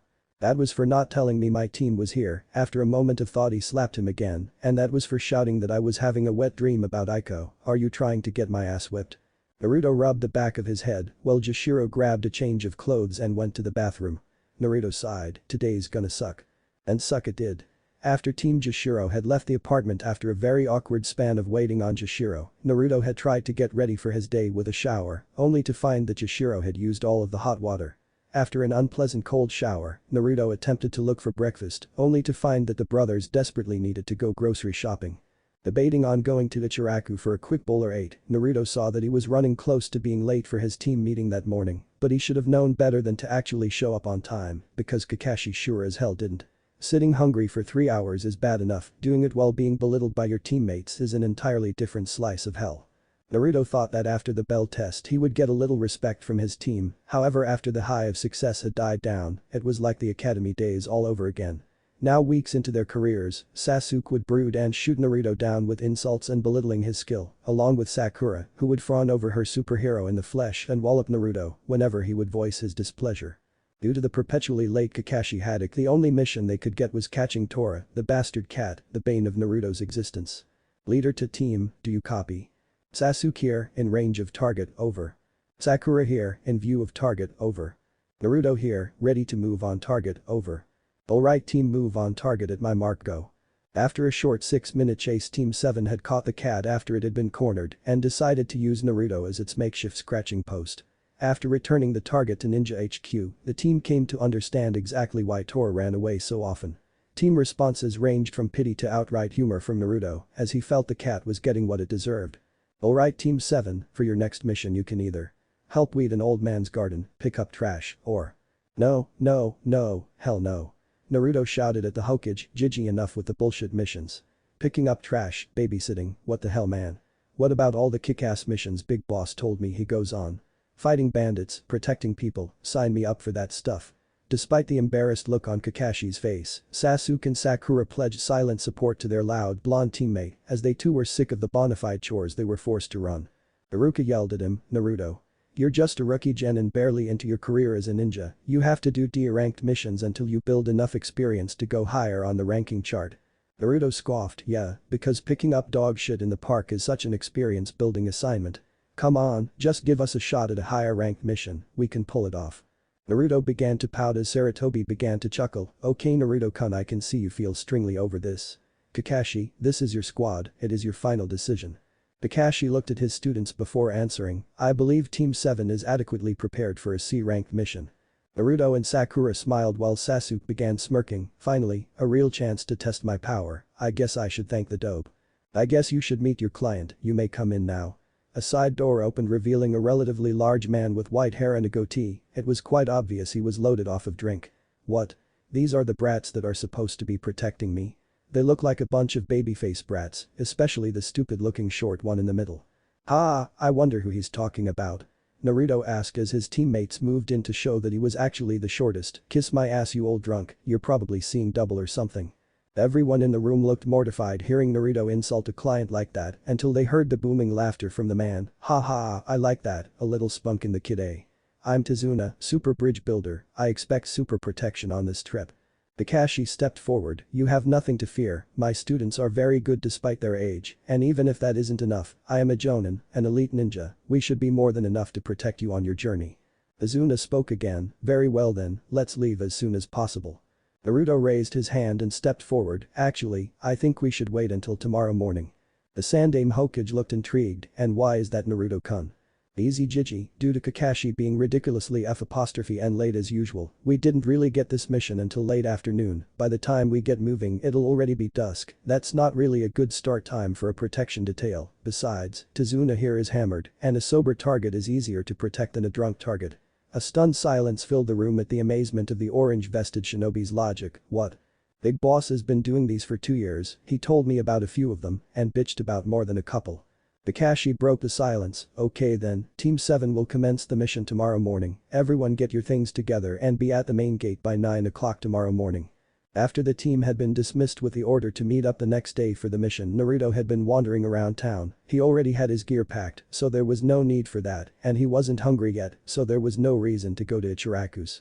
Walking alone among the streets Naruto was lost in his thoughts, the Kyuubi hadn't really been on his mind since the night he had graduated, it wasn't really something he wanted to think about.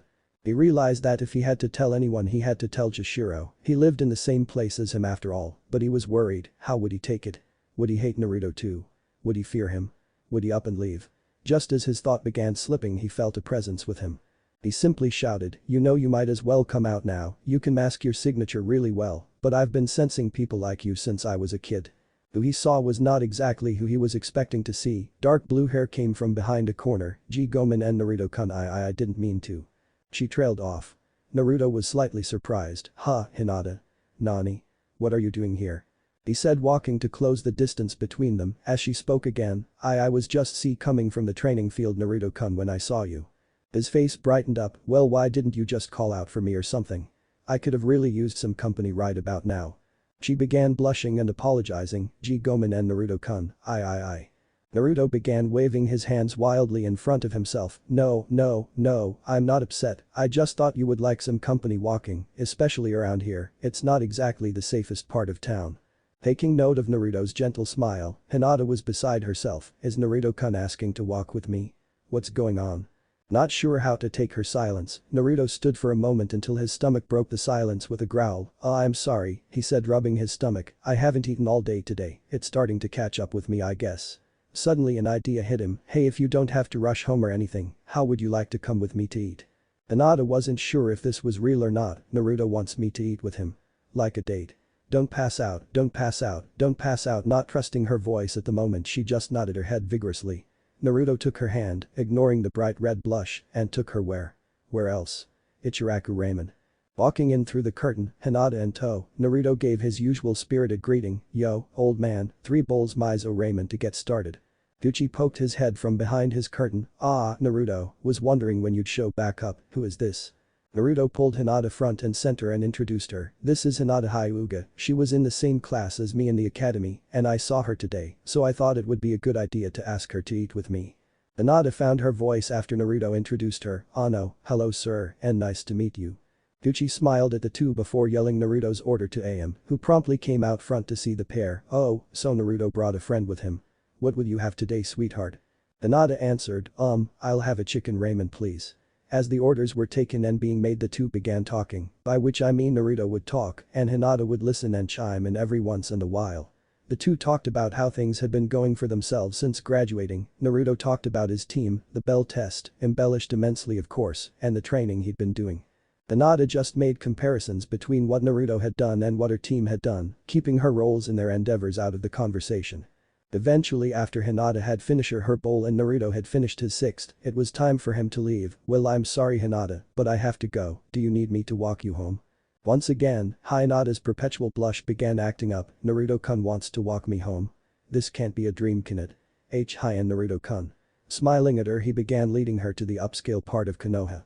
The two genin walked in silence, Naruto because he had run out of things to talk about, Hinata because she was enjoying the moment and trying to distinguish if it was a dream or not. Eventually they ended up near the Hyuga compound. "Well Hinata, I had a good time talking to you tonight, you're really good company. We should do it again sometime, I'll see you later, alright." He turned to return to his apartment, leaving Hinata in a stupor by her front gate. He actually wants to do this again. Walking inside the compound, she somehow managed to avoid any single Hyuga on the way to her room. Upon arrival she promptly passed out on her bed. Arriving back at his apartment, he found his brother on the couch watching television, an old kung fu movie set in black and white on their shitty TV. Suddenly his thoughts of earlier that day came raging back and Naruto decided to explore that avenue before he had lost his nerve. "Hey big boss." Ishiro turned his head to pay attention to his newly arriving brother. "Arunt, what's up? Need something?" Naruto walked in and shut the door. "Actually yeah, I need your advice about something. J."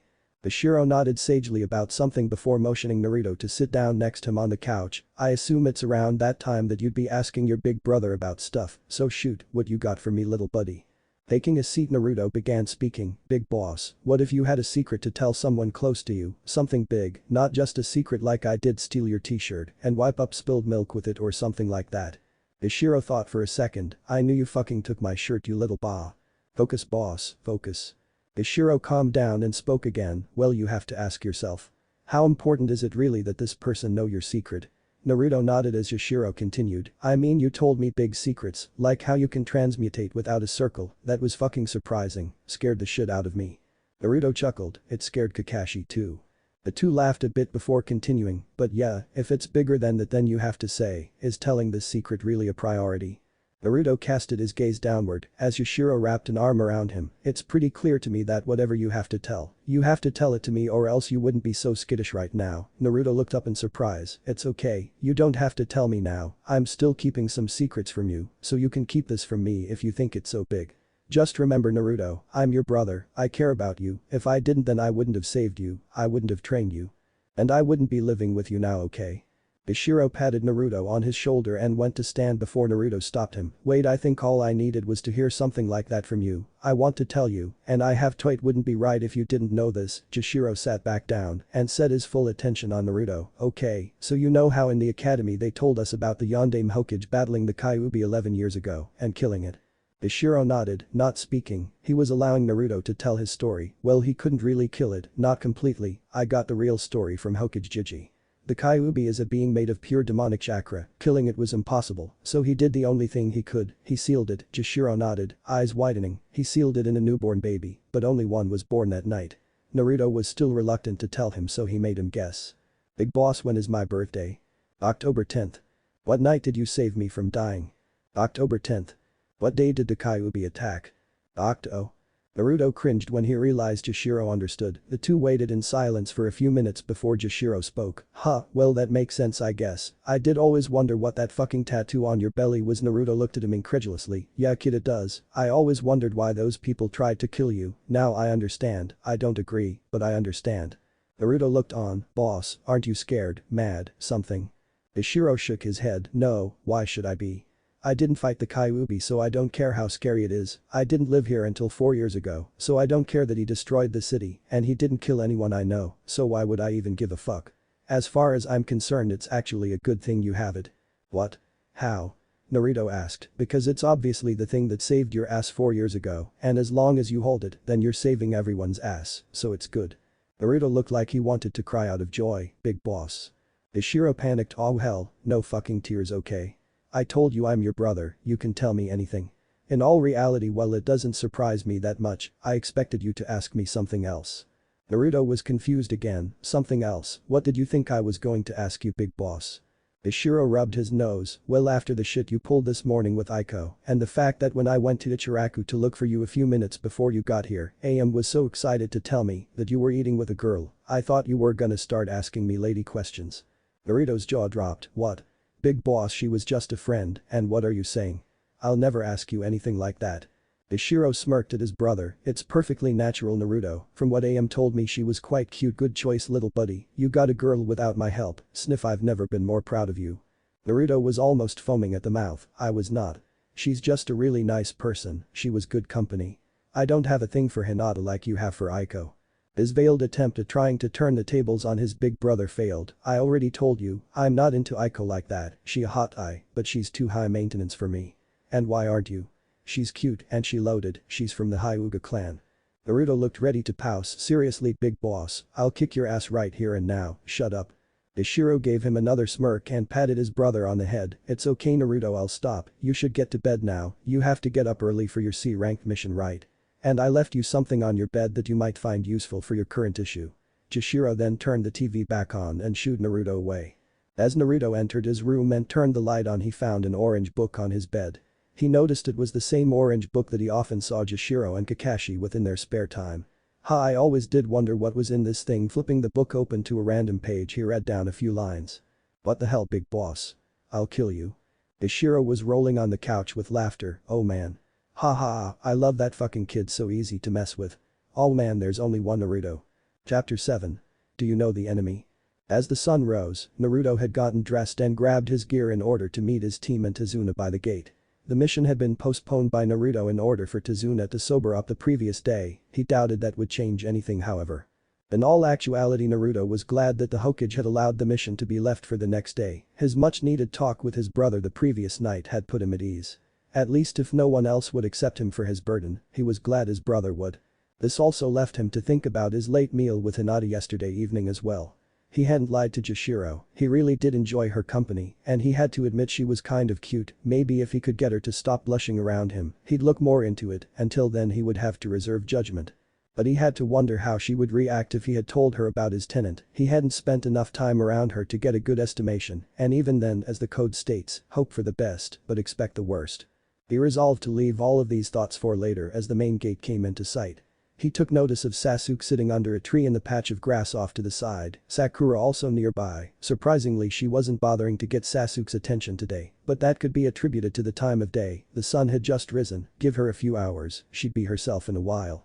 Tazuna, much to Naruto's surprise looked pretty normal, he didn't seem to be boozed out of his gourd this morning. Walking up to the old bridge builder he was greeted, hey kid, how are you feeling today? Naruto smiled at the old man, oh you know, it's just one of those days, the kind of day where you wake up and ask yourself, do I feel like being great today? The early morning joke got a deep laugh out of the old man, well I'm ready to go, let's get this show on the road. Naruto picked his ear, yeah, but we've got to wait for Kakashi-sensei before we can leave, he is the squad leader after all. Once again Kakashi was not punctual, by the time he had finally shown himself Sakura and Sasuke were fully awakened, with the former being energized enough to begin conversing with the other. Again, according to Naruto's ears, the gist of the conversation went as follows. Sasuke-kun this is so exciting, we finally get to leave the village isn't it great? HMN. We'll be in an entirely different land, exotic, scenic, isn't it romantic? HMN. I wonder how long we'll be gone for, who knows what could change by the time we return. Giggles. HMN.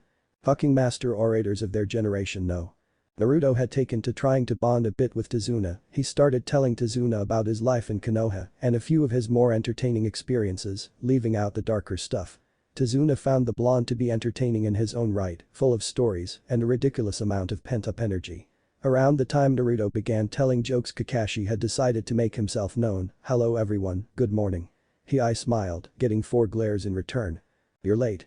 Naruto and Sakura shouted at the man, well, I was halfway here when I realized that I forgot to flush my toilet this morning, so I turned back to flush it, I don't want to leave a ring in my toilet.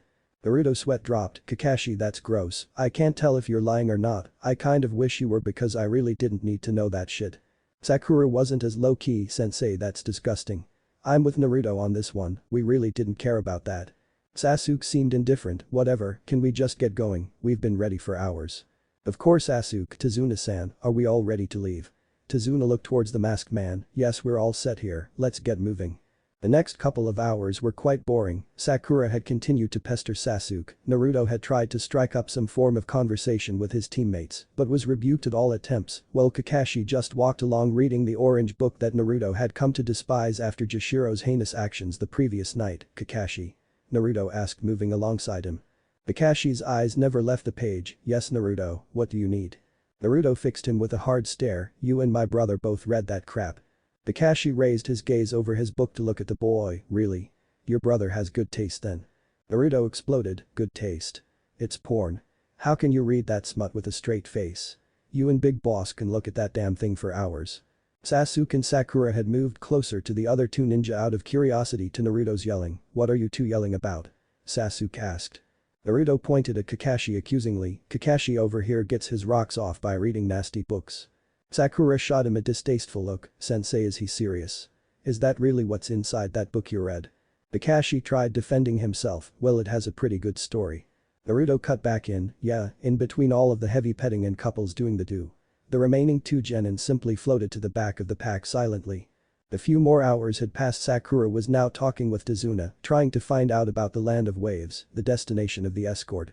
Naruto had once again become bored, so he began to sing a chorus that he knew very well. You're Nabata till somebody kills you. You're Nabata till somebody kills you.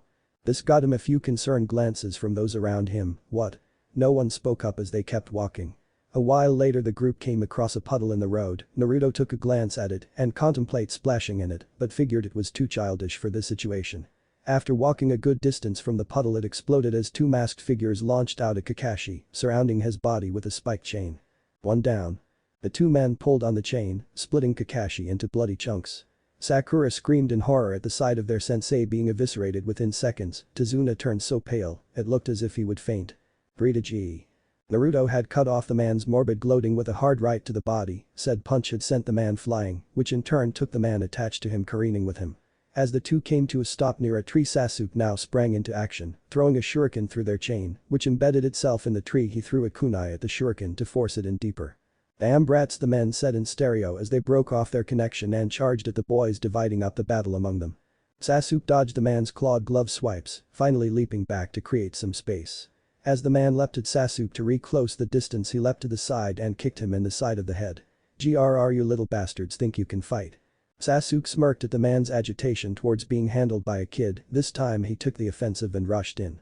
Intentionally missing with a kunai toss, forcing the ninja to dodge, he used the opening to catch the man flat-footed with a side kick to the sternum.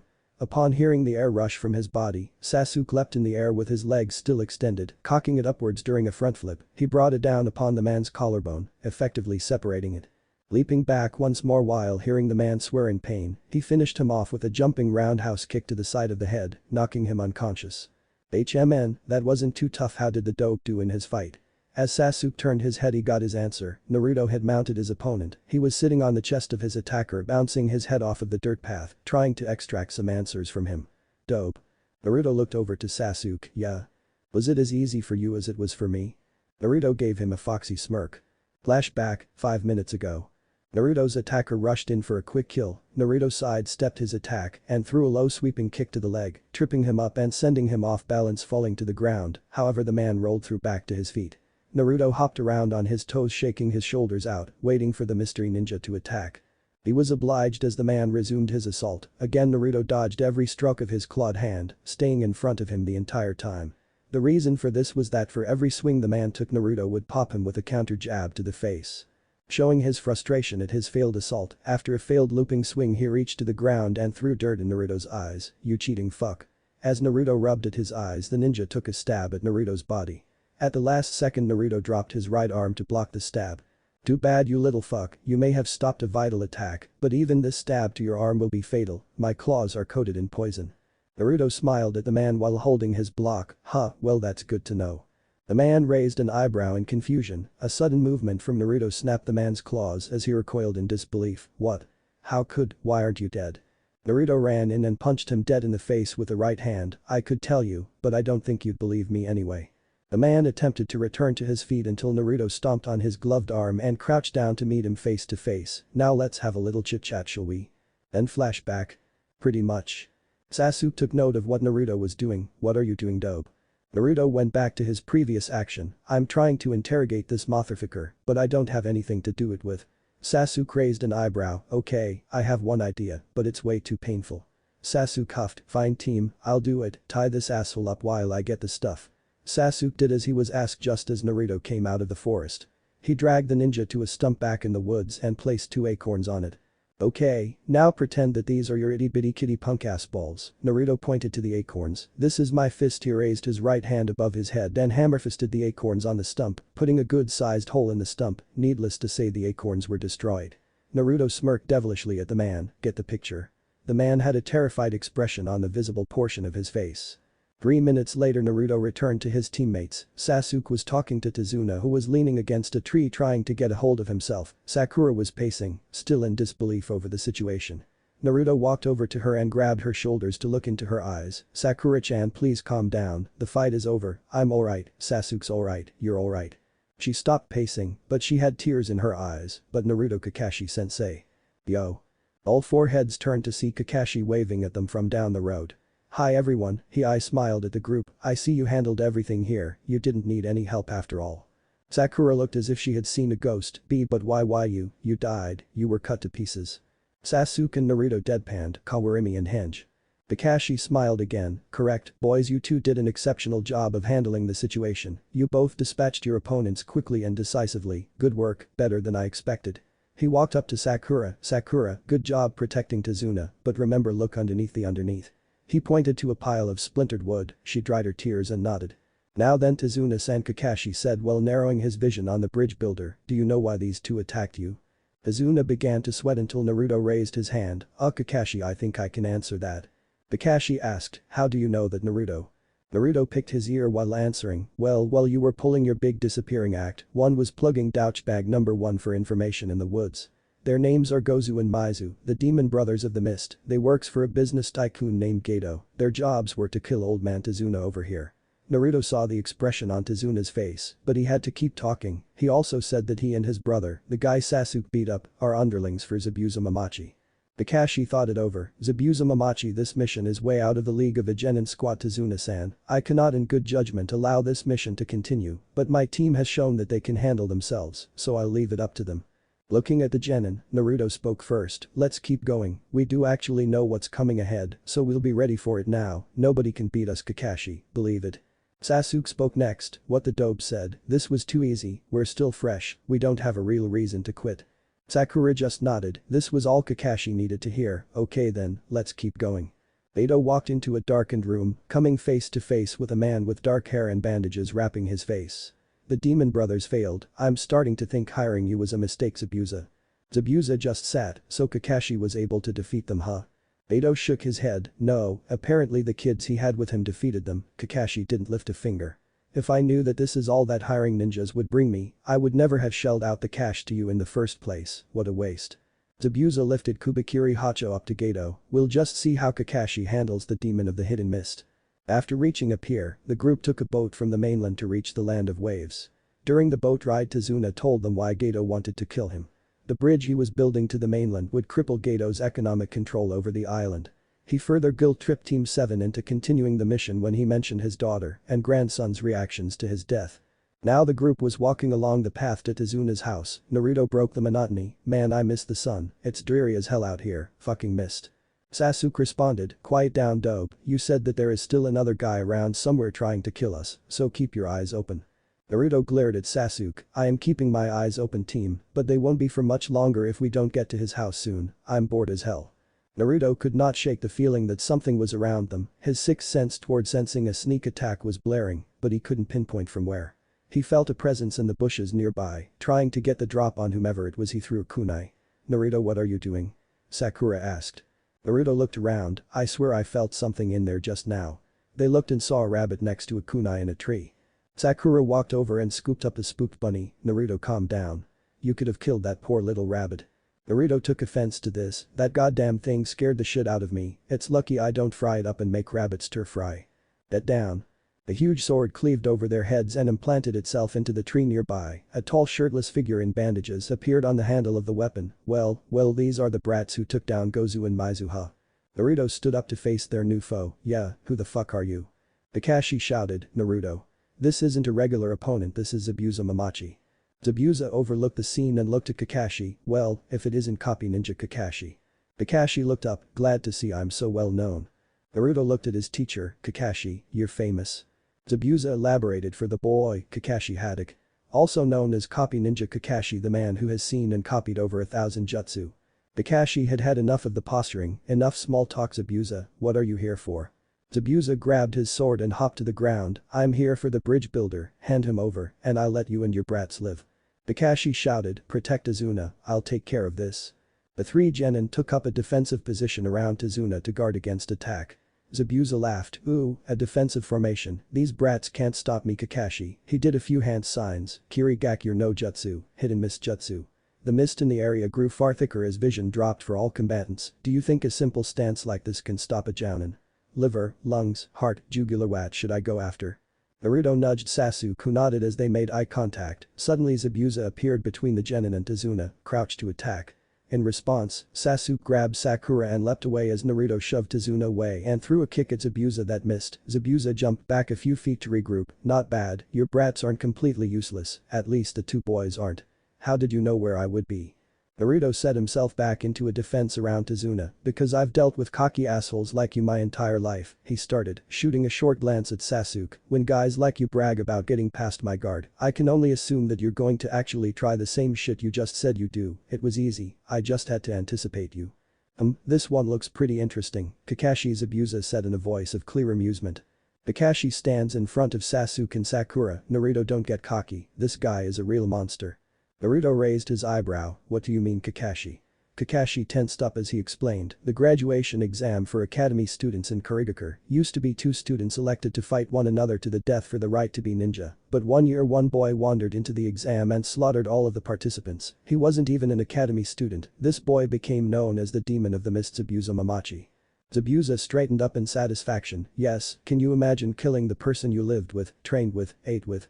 Naruto began to freak out, no way, this guy, he isn't human. What do I do? It felt so good. Zabuza said, rushing past Kakashi to kick Sasuke in the head. Kakashi began to engage Zabuza, while Sakura got Sasuke over to where Naruto and Izuna were standing to watch the fight. Kakashi pulled out a kunai to duel against Zabuza's Kubikiri Hacho, the two traded slashes and dodged one another's attacks. Watching the battle, Sasuke felt overwhelmed by the killing intent in the air. This is too much, the feeling of two high-powered fighters with the intent to kill, it's too much, I can't take it. He raised his kunai to his own throat. Naruto growled at him, team, don't bitch out on me and kill yourself, what happened to that brash bastard who helped me beat up those two chunin? Sasuke looked towards Naruto, who had a stone gaze on his face as he watched the battle. Dope, how can you take this? These two are on a different level than those chunin, you aren't even flinching. Naruto took a quick glance at Sasuke before focusing on the fight. It's because when you get a steady dose of Kai from the majority of the people around you for 11 years, you kind of get used to it, only a truly monstrous amount can phase me now. Sakura just looked between the two boys before also watching the fight proceed. You're good, Kakashi, Zabuza said as he and Kakashi were clashing with their respective blades, neither able to get a decisive advantage. Come on now, let me see that famous Sharingan of yours. Kakashi jumped back to lift his hideate to oblige, you want to see my Sharingan? You've got it. Sasuke looked on in disbelief while Naruto said, Sharingan? What is that? Sasuke answered, Sharingan is a Dijutsu Kekkei Genkai that allows one to copy the jutsu of one's opponent just by sight. It allows heightened sight that allows one to seemingly slow down the sight of opponent's attacks. Naruto blinked, wow, I had no idea Kakashi was such a powerful ninja. Kakashi was slowly taking the edge over Zabuza, his slashes with his sword were being easily telegraphed by Kakashi's Sharingan. Zabuza was slowly being pushed back to the lake nearby until he came up with a plan to throw him off. You're strong, Kakashi, I wonder how strong those brats of yours are. Mizu Bunshin no Jutsu, water clone jutsu. A clone of Zabuza formed from the water and ran at the three genin. Kakashi broke off to intercept the clone. After cutting the clone down, he saw Zabuza appear right in his path. He threw a kick that sent Kakashi flying into the water. These brats will be the death of you, Kakashi. Suro no Jutsu, water prison jutsu. Kakashi found himself trapped in a sphere of water. Kakashi-sensei. The three genin shouted as they saw their leader trapped in a ball of water. As Zabuza made another water clone, Kakashi yelled out to his students, Sasuke, Sakura, Naruto, get out of here.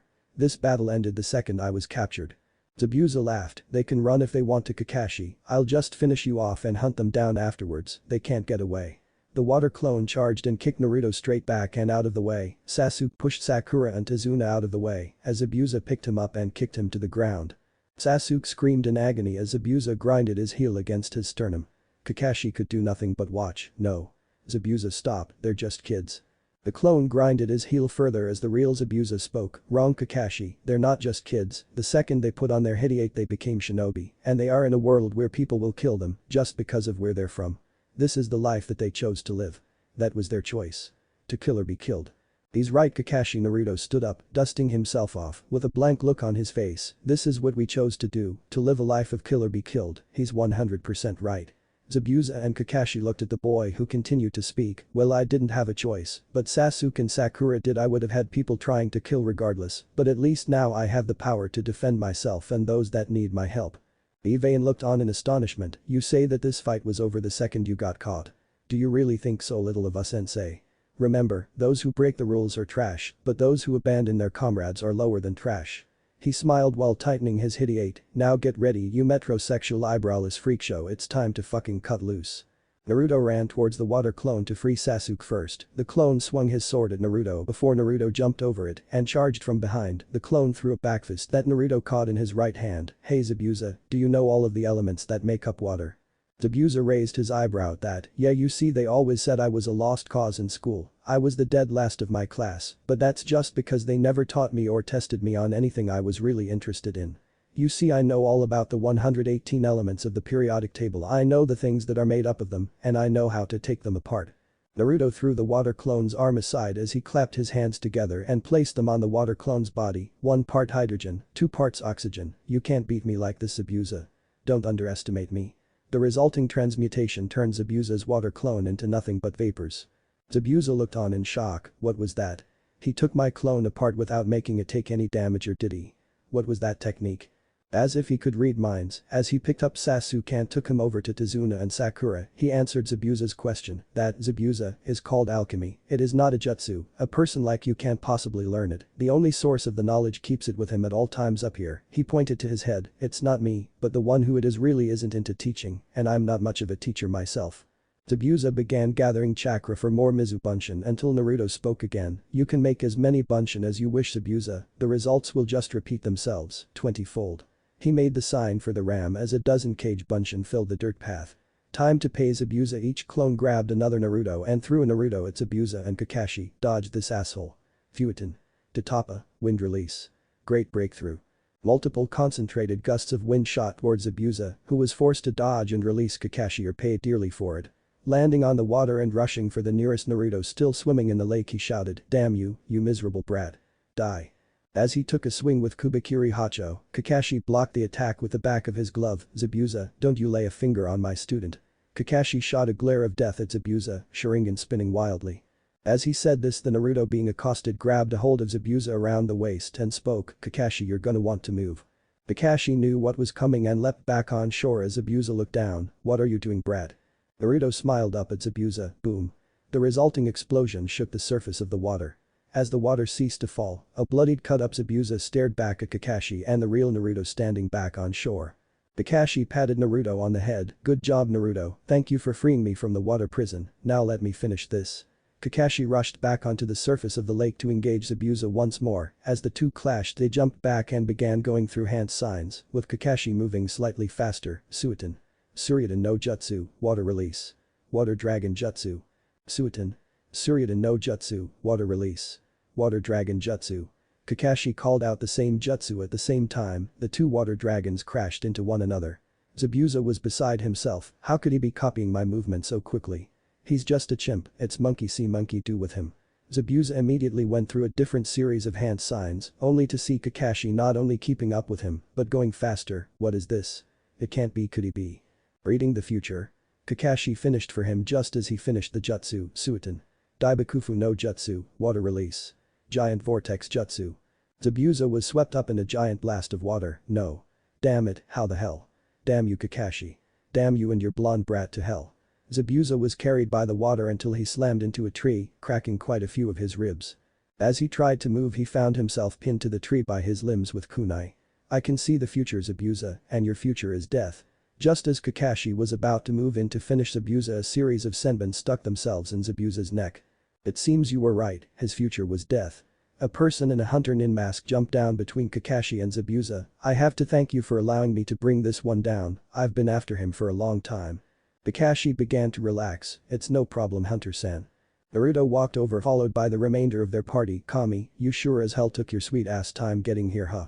The hunter nin bowed, my apologies, I was looking for my opening, thanks to all of you I finally got my chance. Naruto felt suspicious, why did you even bother showing up? Kakashi was going to kill him himself. The hunter nin explained, I desired the bounty for myself.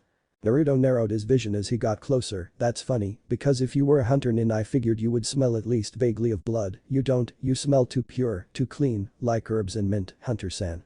Realizing that the cover was blown the ninja grabs Zabuza and shunshined away. Naruto planned to give chase until he saw Kakashi collapse. Kakashi. What's wrong? Kakashi was out on the ground, ugh, I overused my Sharingan, it took too much chakra. Naruto was crouched next to him placing his hideate back over his eye as Sakura and Sasuke ran over, sensei what do we do? Kakashi moved his head to look at them, we need to get to Tazuna's house, if I could I would send a summon to call for backup, but I have nothing to spare for the summoning. Naruto stood up, don't worry Kakashi, I can handle that. Naruto reached into his vest pocket to pull out a long-range communicator, Big Boss made this thing so that I could call him in situations like this, should I call him? Yes Naruto, go ahead.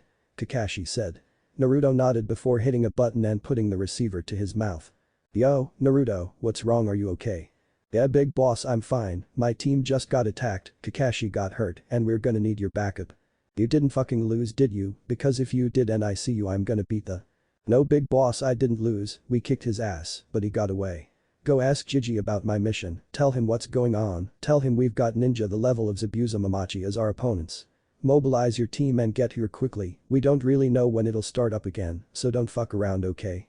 Alright Naruto, stay alive and keep your team safe, we'll be there as soon as we can.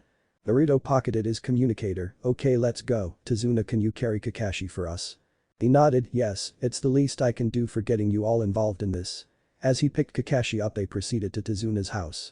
After arriving in Tazuna's house and placing Kakashi in a futon to recover, Sasuke and Naruto fell out on the floor in exhaustion. Ugh, Sasuke, you good? Naruto said while laid out on the floor spread eagle. I'd just need to catch my breath, what about you? Zabuza beat you up too badly? Sasuke said, not in much better condition than Naruto. Naruto glared weakly, oh no, and look who's talking, after Zabuza left his footprint on your ribs you didn't get back into the fight. I should be the one saying you got beat up. Sasuke scoffed weakly, whatever, dope. Naruto coughed weakly, kiss my ass team. Oh will both of you shut up? Sakura said as she and Tsunami dragged two more futons into the room, seriously, you both don't have enough energy to stand, but you can still argue, Sasuke-kun you got hurt pretty bad during the fight, Naruto you took your fair share of hits too, and all of those things you did, had to take it out of you.